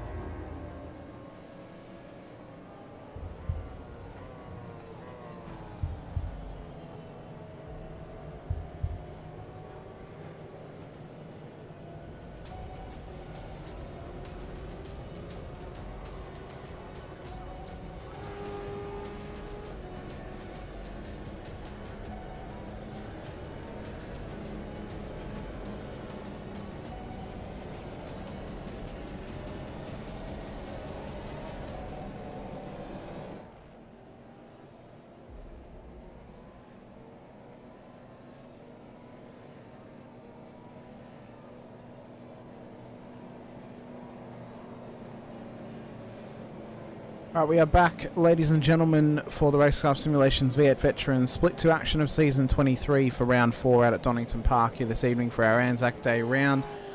Sean Van der Millen is your leader of the race as we etch closer and closer to the hour mark of tonight's race here for 200k's of Donington. At this stage of the race, it's Van der Millen leading to Minogue, Harland, Fisher, Randall, Bales, Bush, Muggleton, Cesar and Burns for your top 10. If you're just joining us, the reason that we're under safety car at the moment is Mario Reali has blown the engine of the HSR hypersonic racing car up at turn 8, and that's now brought the safety car out on circuit, driven by Josh Strage here this evening as well. But thank you all for joining us. If you are joining us for the first time or you've been here for a while and you haven't done so already, be sure to hit the like button, subscribe, the bell icon on the V8 Veterans channel and on the Infinity Broadcasting channel. If you're watching over from that side of things as well on YouTube, we appreciate everyone's efforts in joining us here this evening. Brett, how's the race going to go for the next sort of 10 or so laps? I think it's just, hey, safety cars. What more can I say? I mean, just all the action happens. I mean, we're closing down laps here. It's been a good race so far. People have done some fantastic things and got themselves in great position. Some people have made some mistakes, going to want to probably try and move up a little bit. So yeah, I mean, tyres are going to cool off a little bit under safety car. I think keep your eyes peeled because things are going to be going off left, right and centre, I reckon. Bring a mandel in to keep those eyes peeled is what I hear you saying on that one there, Brett. Yep. But I mean, this is going to be exceptional stuff. Richard Burrell in the chat saying, tribute to my grandfather on the roof of the WKMP cars. So we've actually got some backstory now on those WKMP cars. Let's find the highest seeded one in the field. I believe it is. The safety car just peeling away now. Yep, so we'll get that in a moment. I believe it's Chris Blanchard, so we'll have a look at that a little bit later on if we can. The excitement is rising, though, for us here in the booth. We hope it is for you at home as well, as the safety car pulls away and we get ready to go. Green flag running once again here for the V8 Veterans. It's building. And my testicles are tingling. The comeback train is on for Matt Muggleton, who's back inside of the top 10. Caparonis has got work to do. He's back in P16. Hyde's got work to do back in P27. And Van der Meulen has control of the field for the lead of the race as he goes green off the exit of the final corner. We're racing again at Donington Park with Van der Meulen leading us for 15 laps to go. Minogue and Harlan on the podium. Fisher and Randall in behind, as the battles will begin once again, as the whole field has been just squished and moulded back together to give us what could be a perfect crescendo to the Anzac Day round here for the V8 Veterans. Lap 37 of 50, and it's not long to go before that checkered flag flies, as the pressure's already building on the cars inside of the top 10, and the likes of Matt Muggleton is trying to fight his way forward as fast as possible. Tell you what, Muggleton had a look on the inside and the outside of those first few turns, so he's keen to make a move here while tyre temperatures and pressures are coming back up again. Sean got a great little jump off that restart, but Minogue has actually closed back to half a second, and as well as Harland as well. So, yeah, and let's keep an eye on other things in the pack too, because it is all closed up and things are going off left, right, and centre. Just like this one here, Jim Caparonis on the comeback train. P16 for the championship leader at the moment. He's got work to do if he hopes to hold on to the championship lead. He needs to hope that Randall stays where he is. He cannot afford Randall to make any moves forward. It's a big dive. It's an Olympic diver level dive from Jim Caparonis. Made contact with Monday and then knocked him forward and made him spin. That's going to be a penalty coming the way of Jim Caparonis. The first of the season for him. You hate to see it for him, but I suppose when it rains, it pours.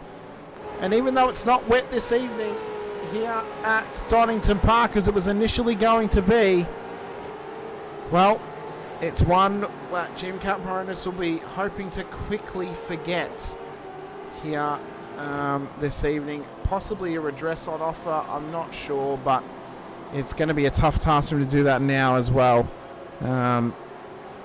It's tough going. It is tough going, but for the likes of Muggleton and others, restarts, broken hearts. It goes hand in hand together. Yeah. And Jim, the gentleman as he is already, he apologised in advance to Matty Monday before we actually even showed the incident on screen, so he can tell the future apparently. Hopefully Jim can come back from this though to next week. Wayne Sanderson claiming net code. I don't know about that. We'll see. But interesting moment nonetheless. Matt Muggleton though, P7 on the road now. Racy. He's looking so racy. Yeah. So racy at the moment, and he's got some real pace in this old mate and son's car as well.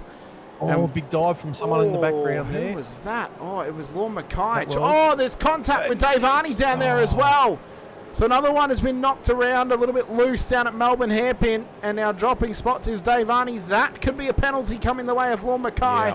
We'll see what race control says as Weston now gets by him. He may be trying to redress and do the gentlemanly thing. Actually, he's going to self-penalise by driving through pit lane, so he knows what he did may have been a little bit naughty. He's going to redress by driving through pits, doing the gentlemanly thing as Lorne Mackay would normally do. But at the front, we've got Van der Meulen leading the way. Minogue P2, Harlan P3, Fisher and Randall inside the top 5, Bales inside the top 6, Muggleton, Bush, Cesar, Burns for the top 10 at the moment. And we've got to start thinking about it with about 11 laps to go. We've got to start thinking about driver of the day options here, Brett, because, I mean, I don't know who to pick. I don't know if we put a nomination up for Mikey for being on the podium for the first time, if he manages to hold on to it. For Damon for being up a spot inside the top 4. Brian can't win it again. He's already won it this season. Sean can't win it because he's the current leader. I'm going to put Randall up because he's had a cracking race and being in 5 at the moment and looking nice and solid there, although he's got Bayless on his tail. But he's had a cracking race. Well, he's had a really good it'll be race. his first top 5 for the season if he manages to pull it out. Muggleton's had a great race as well, coming back to where he is. Bales has done a good job being up 10. Cesar up 16 as well. Bush up, although Cesar arguably should have actually qualified inside of the 10. Bush being up 6 inside the top 10 as well. It's a great effort from them to be where they are, as Ricky Hyde is dropping down the order once again. So this is getting into the territory of, if he drops any further back, he's going to be giving up P2 in the championship to Shane Randall if he finishes where he is. Yeah, he wouldn't be happy with his night at all. But I mean, yeah, there's still a lot of battles going up and down the pack at the moment. Plenty of mistakes being made, and people capitalising on those as well. The front guys have, though, apart from Muggleton, all the front guys have spread out a bit. Damon's about half a second off. Randall's about half a second off. So those two guys are battling out big time there. And, you know, like, yeah, getting down with 10 laps to go, you've got to keep your concentration, hit your marks, make sure the car's nice and clean on entry and exit.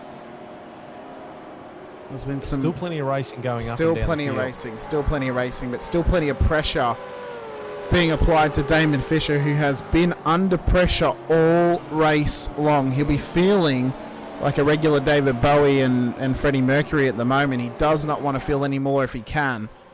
He wants to try and hold on to this top 5, and he doesn't want to give it up, but he also doesn't want to put too much pressure on himself as well as they enter the Melbourne hairpins. So he's just going to keep it clean and consistent, do what he's doing. Don't worry about the podium right now. Just worry about holding on to your position and then worry about the podium later. Well, Muggleton having a look on Bayliss too as they closed up to that last turn. Tell you what, it's all threatening in behind. And how would you feel if you're Mikey Harlan at the moment? Rookie in the championship, P3, and you've got seasoned guys who have raced in this series for quite a few seasons hot on your heels. I mean, Randall and Fisher are former Split 1 drivers at this point. Muggleton, unlucky not to go up to Split 1 this season after getting knee surgery at the end of last season. Bales has had some good pace tonight as well. So if you're Mikey Harlan, you'd almost feel like you're in the pressure cooker in the moment, brewing up like a Guinness stew. Yeah, but I must say he looks the part. You know what I mean? Like the car's neat and tidy. He's not making desperate moves. The car's not out of shape. So, you know, like he looks like he deserves to be there. So he's putting a solid effort in. Yeah, he does. I mean, you know what I mean? Like race. if someone's in out of place, you can pick them pretty quickly. You know that they're making mistakes left, right, and centre. But he looks very, very comfortable in here, and this might be the first show that we've got of Harlan in the future. Yep.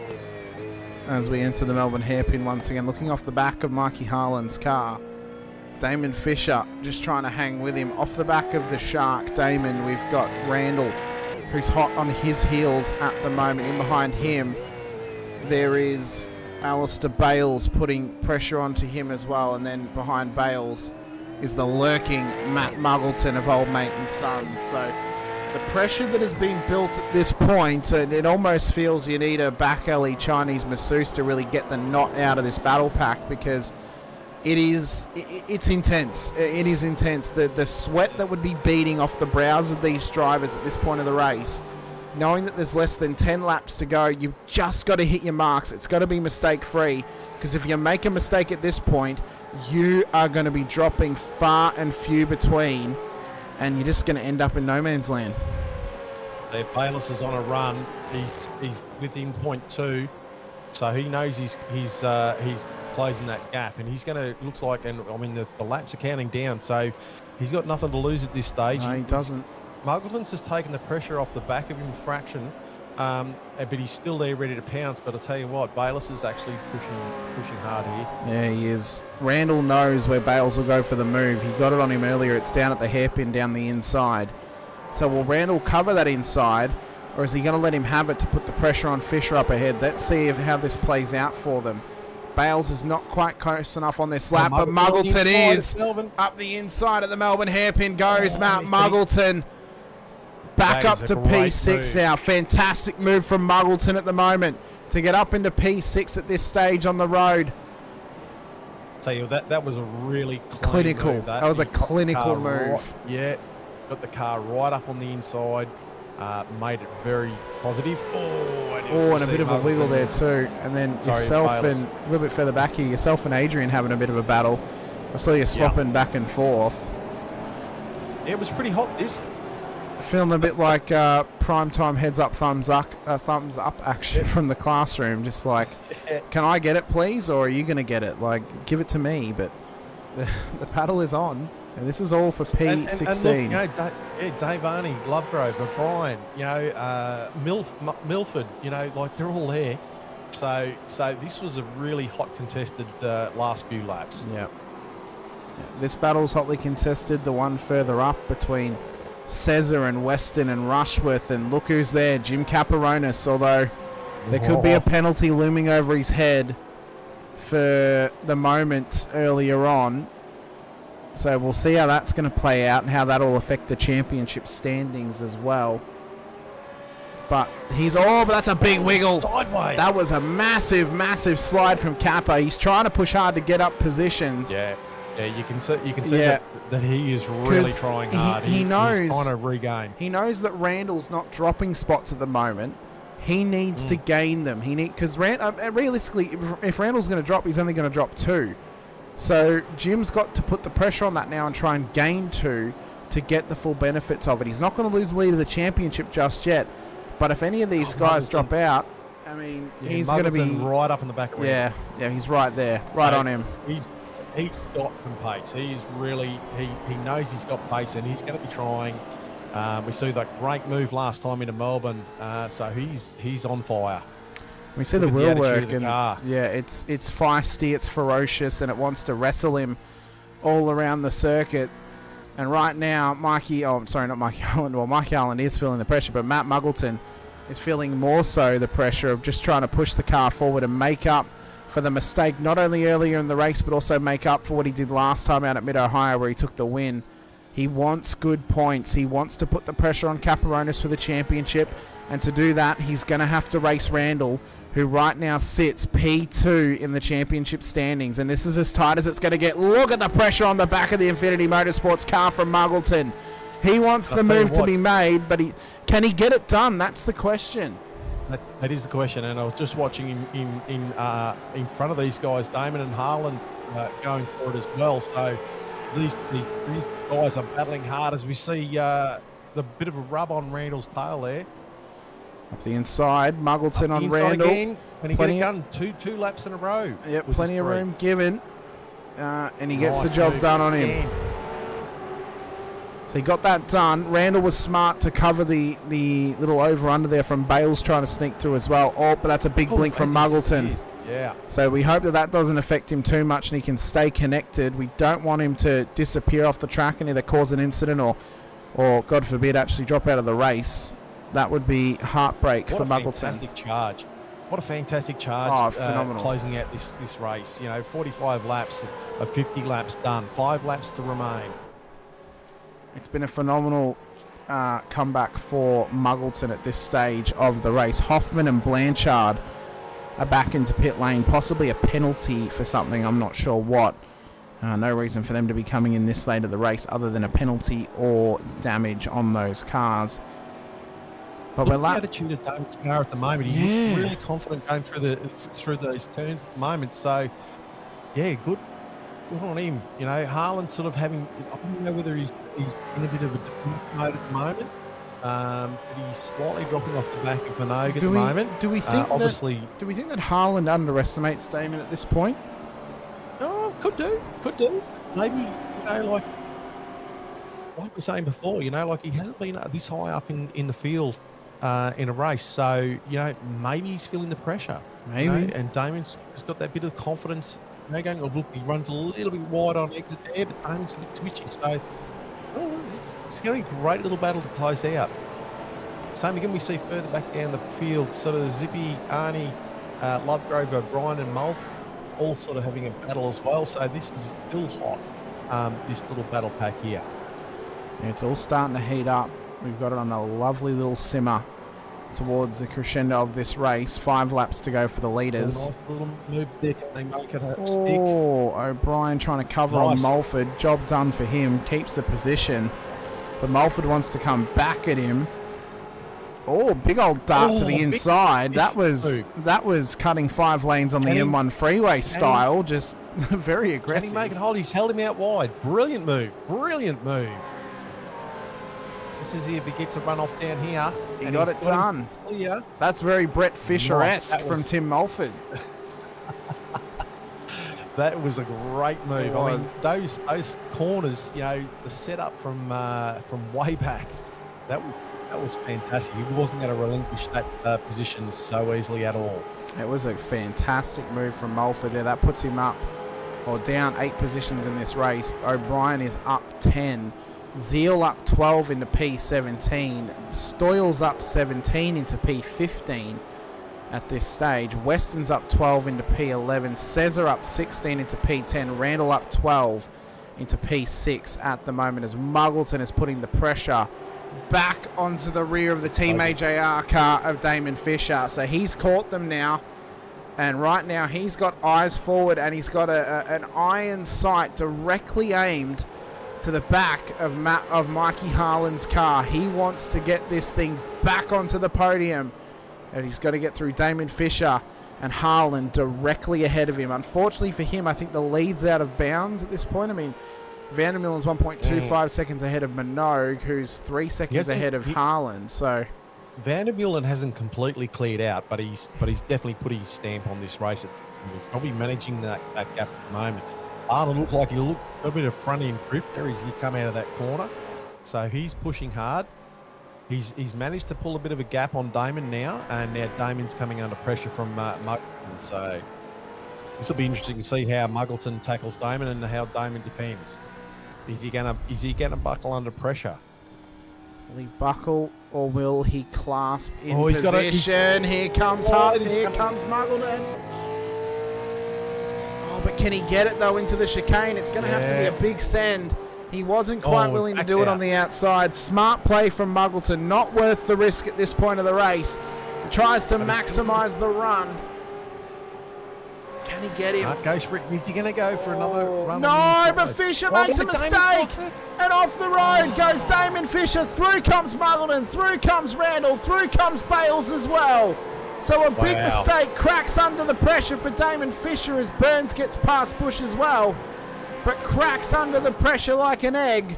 And Damon Fisher back to P7. But a phenomenal effort in this race to remain inside of the top 10. Hats off to him.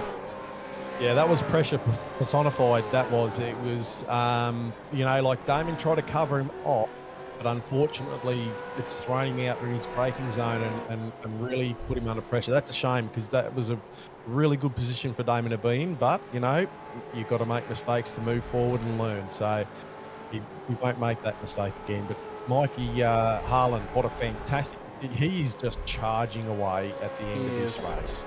He is, and you know, the drivers that we're putting forward for our driver of the day, they've had all three. Oh, I think all three of them, arguably. I mean, we could even put Damon ahead if we really wanted to, although the mistake might cost him.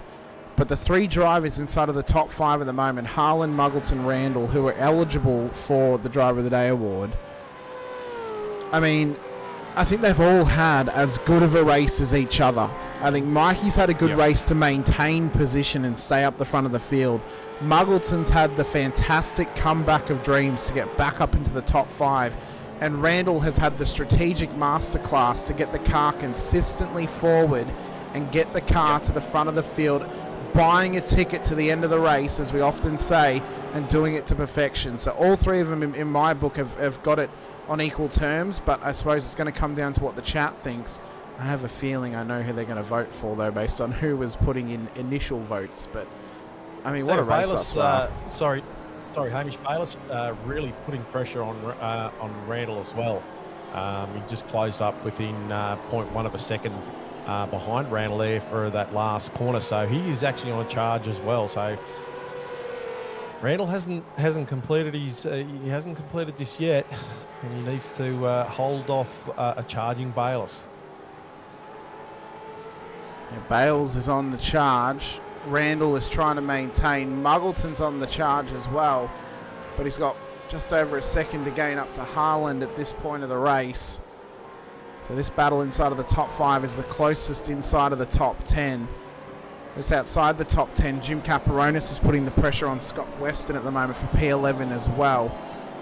Let's check in with that battle just quickly. He's not quite up to him just yet. He's got Rushworth on the back of him. This is good, though, for Jim. He'll maintain the championship lead leading into Barber if he finishes where he is, because the amount of positions that Randall has on him in the race is not enough points to be gained to actually jump both Ricky and Jim at the moment.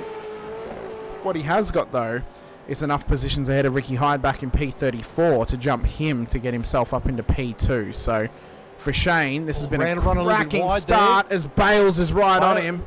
Yeah, Bales. Oh, but he backs out, so Randall still maintains that position. So that was a really good little exchange there. White flag lap. On top. White flag lap for Sean Vandermeulen at the front of the field. So 1 to go before his first win for 9.5 Sim Sports in the Veterans. It'd be his first win of the season, and we'd go 4 from 4 for different winners thus far this season in the first 4 races. And then, well, the question has to go to, if we've had 4 different winners and we're going to continue the trend, who's going to be the winner next week at Barber? Could it be an outside edge pick? Will it be a double up win for somebody, or is it going to be another first timer? We'll have to wait and see. But for Sean Vandermeulen, no matter if he wins or if Minogue wins or if Harland wins, it'll be a first time winner here this season. Not a double up performance. Muggleton will be the top seeded driver to possibly do it as we run down towards 9 and 10 for Sean Vandermeulen. It's been a long time coming this season for him to traverse this car to the top of the field. The new team is backing him. The likes of Sean McNamara, last season Split 2 champion Logan Barnett, former 6-time Split 1 champion Scott Gamble, and in future we're going to be saying future champion Sean Vandermeulen of 9.5 Sim Sports as well. Well, this is the ticket punched, and this is the crowning achievement here for the Anzac Day round at Donington Park. Around the final corner he comes for the 4.51 and the 9.5 Sim Sports. Sean Vandermeulen takes the win at Donington Park. Brian Minogue comes home P2. Mikey Harland gets his first podium in the Veterans. Muggleton home in P4. Randall gets it done inside the top 5 to take P2 in the championship. Bales, Fisher, Burns, Bush and Halil Cesar will make up our top 10. Scott Weston, Jim Caparonis, Andrew Rushworth, Todd Duggan, Matt Storrs the 15. Brett Fisher, Adrian Zeal, Tim Mulford, Dave Arney, Brenton O'Brien for the top 20. Peter Baxter, Richard Barella, Reese DeGoey, Derek Lovegrove. And Brett Taylor looks to come home inside of the top 25 with Mick Clifton, Lorne Mackay, Chad Varga, Matt Monday, Nick Hasler, Andrew Hoffman, Chris Blanchard and Mario Reali making up the back of the field. But for the first time for 9.5 Sim Sports, and I believe for the first time ever in Veterans, although I'm happy to be corrected, Sean Vandermeulen is a race winner.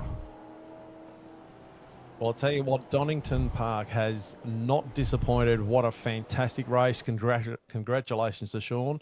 That was an exceptional win, and all of our podium places, and also for a majority of the field, because that was a cracking race. That had everything in it. That had a lot of battles going on all up and down the field for the whole night. So congratulations to everyone for putting on a fantastic show. What a race it was. What a season it has been thus far. We'll await for our podium finishers to come in and have a chat to us, if they are going to be coming and having a chat to us here this evening as well. I'm just trying to find a good moment to get some B-roll happening for us. I may just have to make the decision of picking when we do it. And as we talked about, it's fantastic to see all of our 4 winners so far for this series. Jim Caparonis taking out round 1, Trent Allen taking out round 2, Matt Muggleton taking out round 3, and now Sean Vandermeulen taking out round 4. So it's great to see, and it just goes to show how closely contested this series is, that we are seeing different winners in each of these rounds so far.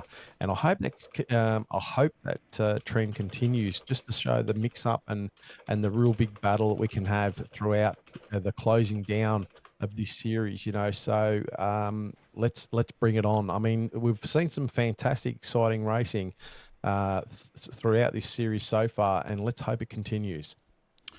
All right, well, let's get our driver of the days into the chat. So whilst we have a chat to our podium finishers, we can get the chat voting. I think there's really only 3 names we can put forward at this point. Matt Muggleton, Mikey Harlan, Matt Muggleton, and Shane Randall. We spoke about all of them at length. Get your votes in. They're the only drivers we want to see listed in the chat. You can only vote once to keep your vote eligible. Mikey Harlan, Matt Muggleton, or Shane Randall for your Driver of the Day awards. So get those in. If we do have a draw, we're happy to give a draw. We gave a draw last time for Reese to go in Brian Minogue, so we're happy for that to happen. But let's start off there by having a quick chat. We'll try not to have. We'll try not to have. We'll try not to have that happen. Hey, if it happens, it happens. If it happens, it happens. We'll see. Yeah, that's right. Let's drag in though, Mr. Mikey Harland for his first podium in the Veterans. We've just cut you off, Mikey, and I've completely forgotten about you. Freaking soundboard once again. So that's now come out over stream. Congratulations. You've now made yourself famous by having a good old rub in the Split 2 in the Split 2 broadcast booth. But man, what a race for you. P3 on the road, started 1 position behind. So you only made up 1 position. Not good enough. I reckon you should have at least made up 20 positions to get where you are. But nonetheless, a fantastic race, a phenomenal effort, and your first podium in the Veterans. Congratulations. Thank you so much, dude. I can't actually believe it. You know, obviously we've talked that I come from an oval background, and this is all fairly new to me. So to sort of get a podium amongst these guys are competitive, like so competitive. They're so fast. They practice every day. Like, this is the real deal. So I'm not gonna play this down at all. That was unreal. I couldn't believe it. And I tell you what, I think I could have stayed with those guys, but my nerves were so shot just because of all of that. I was sweating. I think I was watching Muggleton go through the field like a hot knife through butter, going, I'm just another number to him. He's just going to arrive on me and I'm going to have nothing. And credit to my spotter, Scotty Reed. You're a legend, mate. He pulled my head in and we managed to build a little gap and we got it done. So, whew, yeah. It's a surprise. It's a big surprise. And that's fantastic, you know, like with those probably last 5 laps or so, you know, you see my brother Damon, he was right on your ginger there, challenging you for a bit. And as you said, you know, like, so you obviously were quite aware of what was going on around you and you were feeling the pressure. You know, did you expect that sort of feeling, you know, as you were sort of going through the race, you know, and how did you try and keep that under control? It was all the practice leading up to it, to be honest, because, I mean, you know, I haven't had a successful launch off the line yet. I've bogged it every single time just because of nerves. Like, I practiced it. I know how to do it. But every time I see those lights come up, I think about the gravity of the situation and it, you know, so I need to lock in. But the practice for this round has been different. Muggleton and Jim, and shout out to Jim. He's such a gentleman, such a nice guy, reached out to me. I'm able to share a little bit of my backstory with him, and he's been really just a great guy to spend time with. And Matt and Jim practice the same way I do. I'm not really one to go out there and try, you know, measure my penis against everybody and try to do a massive, hot lap. I like to dogfight. I like to put myself in compromising positions and see what happens. And so do they. And, you know, I was about maybe 8/10 off the pace of everybody here going, oh, you know, here we go. I'll be lucky to get in the 10. And something happened like a couple of days beforehand. And it was just from racing, you know, having fun. We weren't even thinking about the lap times. And then the next thing, you know, we're doing the laps. And that's where it all came from. It's funny how that happens, though, isn't it? You know, you're punching laps away and all of a sudden something clicks and you go, oh, that makes sense. And it all just starts to come together, you know. But look, you know, congratulations, mate. You did a fantastic job there. And as I mentioned in the broadcast earlier, your car looked, you know, like it deserved to be there. So well done, you know, for getting on the podium, mate. You well deserved it. Thank you, mate. Yeah, look, you've said some really nice things over the last few rounds about me arriving here and being a part of this. And I couldn't be happier to be part of this community. I've been waiting for about a year to join this community. I'm finally old enough to play with you guys, and I'm just stoked. I love it. Well, keep up the good work, Mikey, mate. Before we let you go as well, the chat has decided you are also the Chubby Buns Burgers driver of the day as well for getting the P3 here as well. So congratulations on that front too, as well as your podium. Oh, well. So that's a 1-up. That's now 2 1-ups you've now got over Muggleton, a position, and you also pipped him for driver of the day. After Yeah, cop that, Mugs.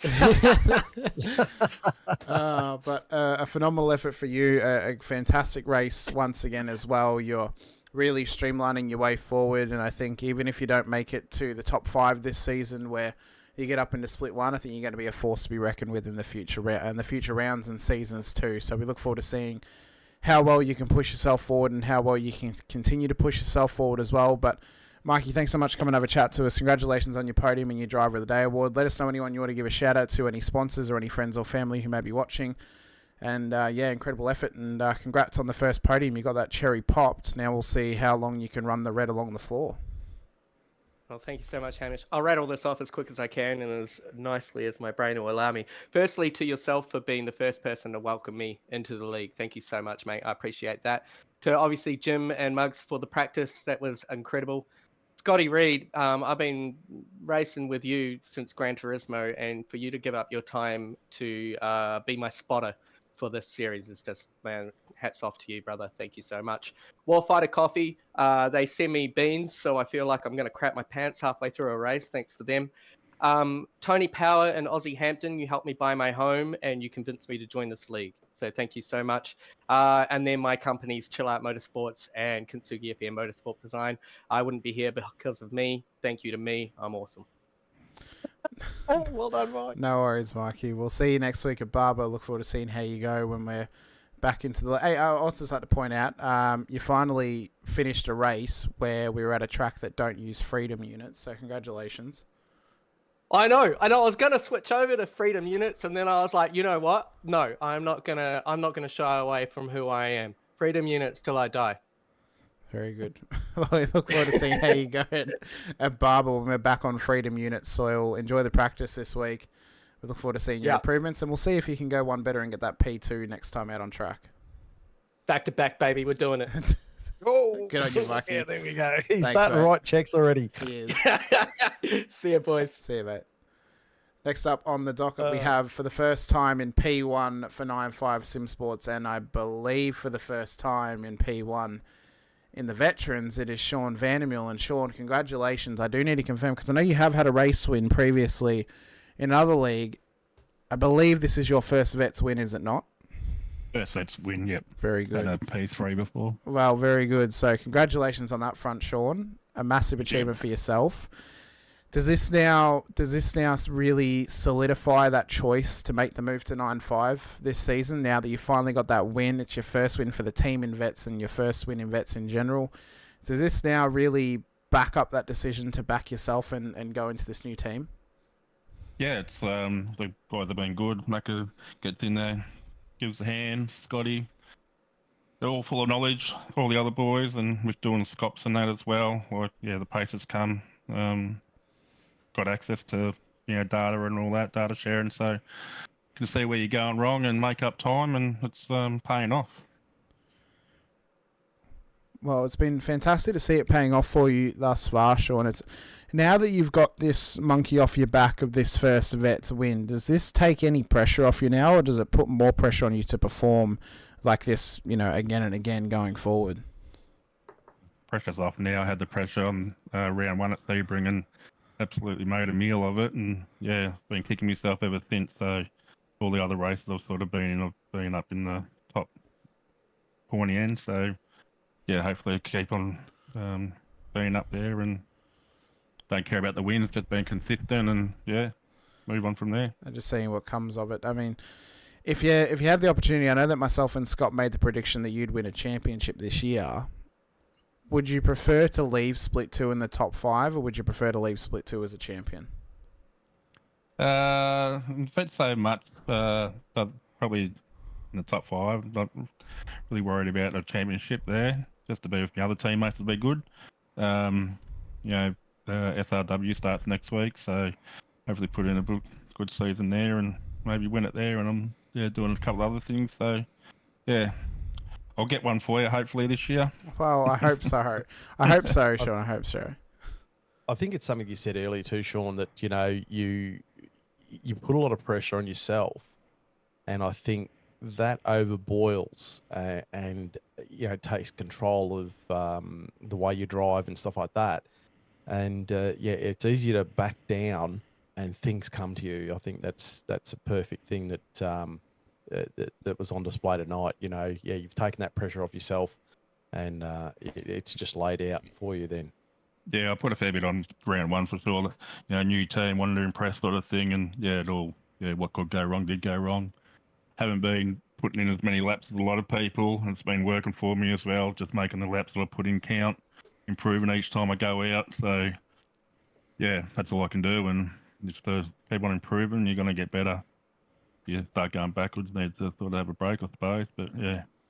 Mate, you proved it tonight. Congratulations on a fantastic win. Thank you. Appreciate it.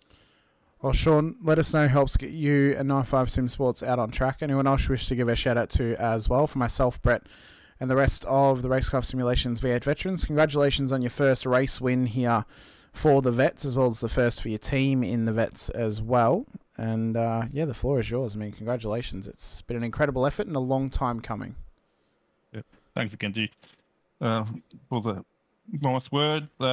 All the boys at 95 Sim Sport, Racecraft Simulations, RSW Graphics, Track School Track Days and Racing Ease, and the admin, all the drivers that turn up each week and do what they do.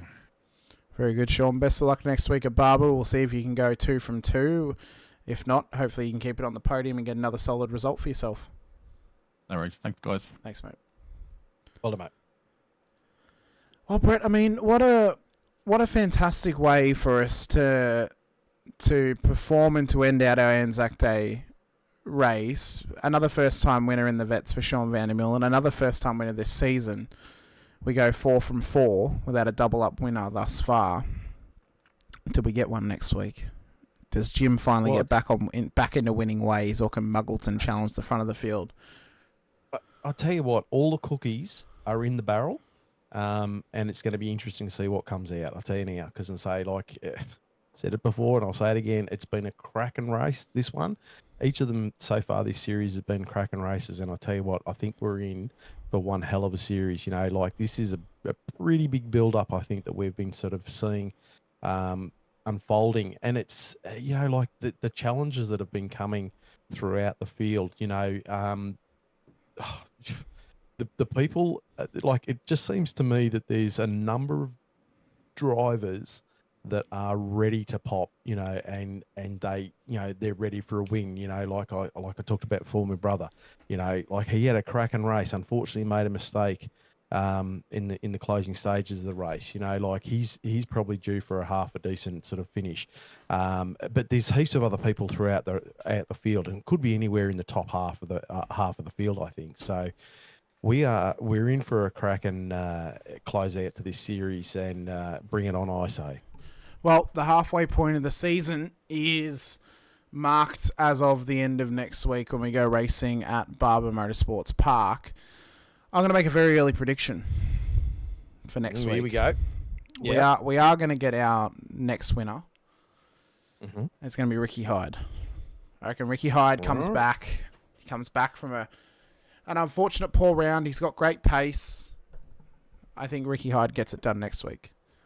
And we go 5 from 5 for the first half of the season. And I'll do you one better. I think we actually go 6 from 6 at Winton. Okay, cool. I'm liking the sound of that. That'll be good. I think Winton, out of the list of drivers out there, who am I going to put my neck on the line for? I reckon Brian Minogue wins at Winton. Yeah, righto. Yep. Just to put the pressure on some drivers out there. But as I said, we go racing next week at Barber Motorsports Park, the home of the Charlotte's Web and the family of spiders out there. So if you've got arachnophobia, don't show up. Hopefully for the championship contenders, they hope that, some certain drivers don't show up. But we want everyone to show up and have a great race next week. We so appreciate everyone's time being here with us once again. Thank you so much, Brett, for being here with me once again for round 4 here this evening. I look forward to next week at Barber. Should be a fantastic race. once again. A big shout out goes out to all of our series sponsors, including Racekraft Simulations, the title sponsor of the V8 Veterans. If you're in the need of a rig and you're in the Perth or WA area, head over to 16 Grogan Road, Perth Airport. Have a chat to John and the team. You can test out some of their rigs for yourself that they have on display, or you can even order yourself one as well if you've got some spare coin. If you've got a bit of extra spare coin, maybe even order that PT1. It's a phenomenal looking piece of rig. It does cost a spare chunk of change though, but if you've got it, I highly recommend you do it. And as well, even if you're not in Perth or WA, you can order the rigs straight to your door as well. They recently announced their deal with Simrigs, so I'm sure very, very soon Simrigs will be dealing Racekraft Simulations rig straight out of their Melbourne warehouse as well. But also, we have to shout out all of our other series sponsors, including Logitech G, Paramount, Isuzu Ute, Player One Sim Gear, Nova Sim Sports, Sudspeed Gloves, LGC Images, and Chubby Buns Burgers for the Driver of the Day award. This week it went the way of first-time podium getter Mikey Harland, the privateer in the field. Next time it could go to you.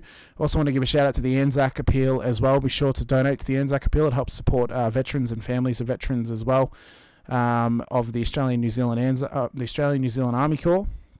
So we so appreciate everyone's time. So appreciate everyone being here with us. Be sure to hit the like button, the subscribe, the bell icon as well, so you're notified whenever we go racing here on the V8 Veterans channel for the Split 2, Split 3 and Split 4 action. If you're over on the Infinity Broadcasting channel, be sure to hit the like button, the subscribe, the bell icon as well, so you're notified whenever we go racing with the Racekraft Simulations V8 Veterans Split 2 action here at 8:30pm Australian Eastern Standard Time Saturday nights, as well for the VRS Virtual Racing School Porsche Cup Series on Monday night 7:50pm. Next race of that series happening out at Sandown on Monday night for round 6 of that series, so you guys don't want to miss it if you're watching over on the Infinity Broadcasting channel. But I'm Hamish Munro Brett Fisher once again. Thank you so much for joining us. Thank you so much for being here with us this evening, ladies and gentlemen. We'll see you guys next week for Bar. But until then, stay safe, drive hard, unless we forget.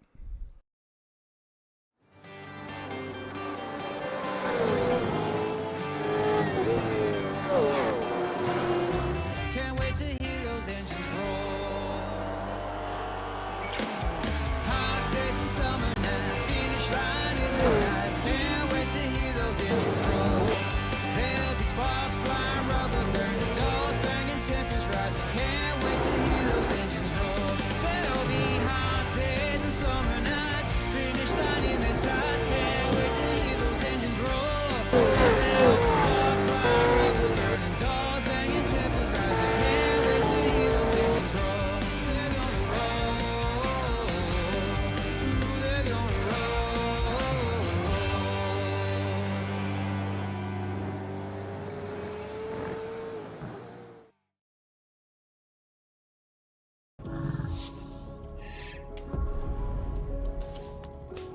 The Racing Series is a new milestone in Logitech G.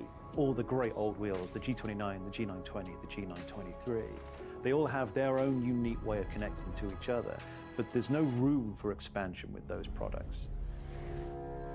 So the question arose was, what if we were to give the opportunity for the racer to switch out from a drifting wheel to a GT rim? With the wheel hubs that we've created, that's got a very specific button set, but you can replace any of the steering wheels. And the real lovely aspect to this was we could give the user, driver and the racer the opportunity to experience different genres of race. That allows drivers to craft high quality, customized setups that resonate with your individual racing style. When we start with the design, we always start sketching. Very often, once we've got sketches, we start discussing with engineering. We had 3 rounds of engineering testing or user testing where we invited in users from sim racing, and every single round of feedback we refine, the product based on what they tell us.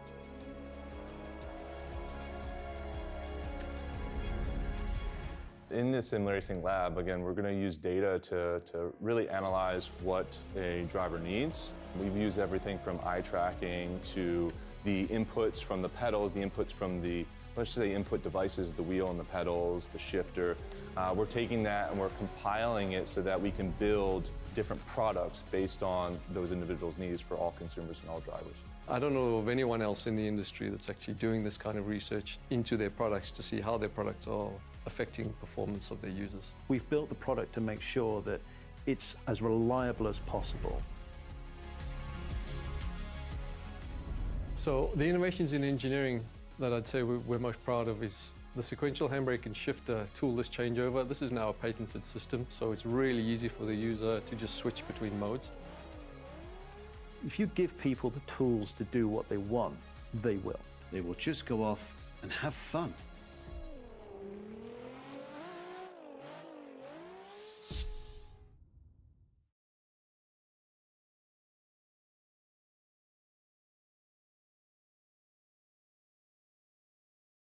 Introducing the Rackraft PT1, custom-built full chassis racing simulator.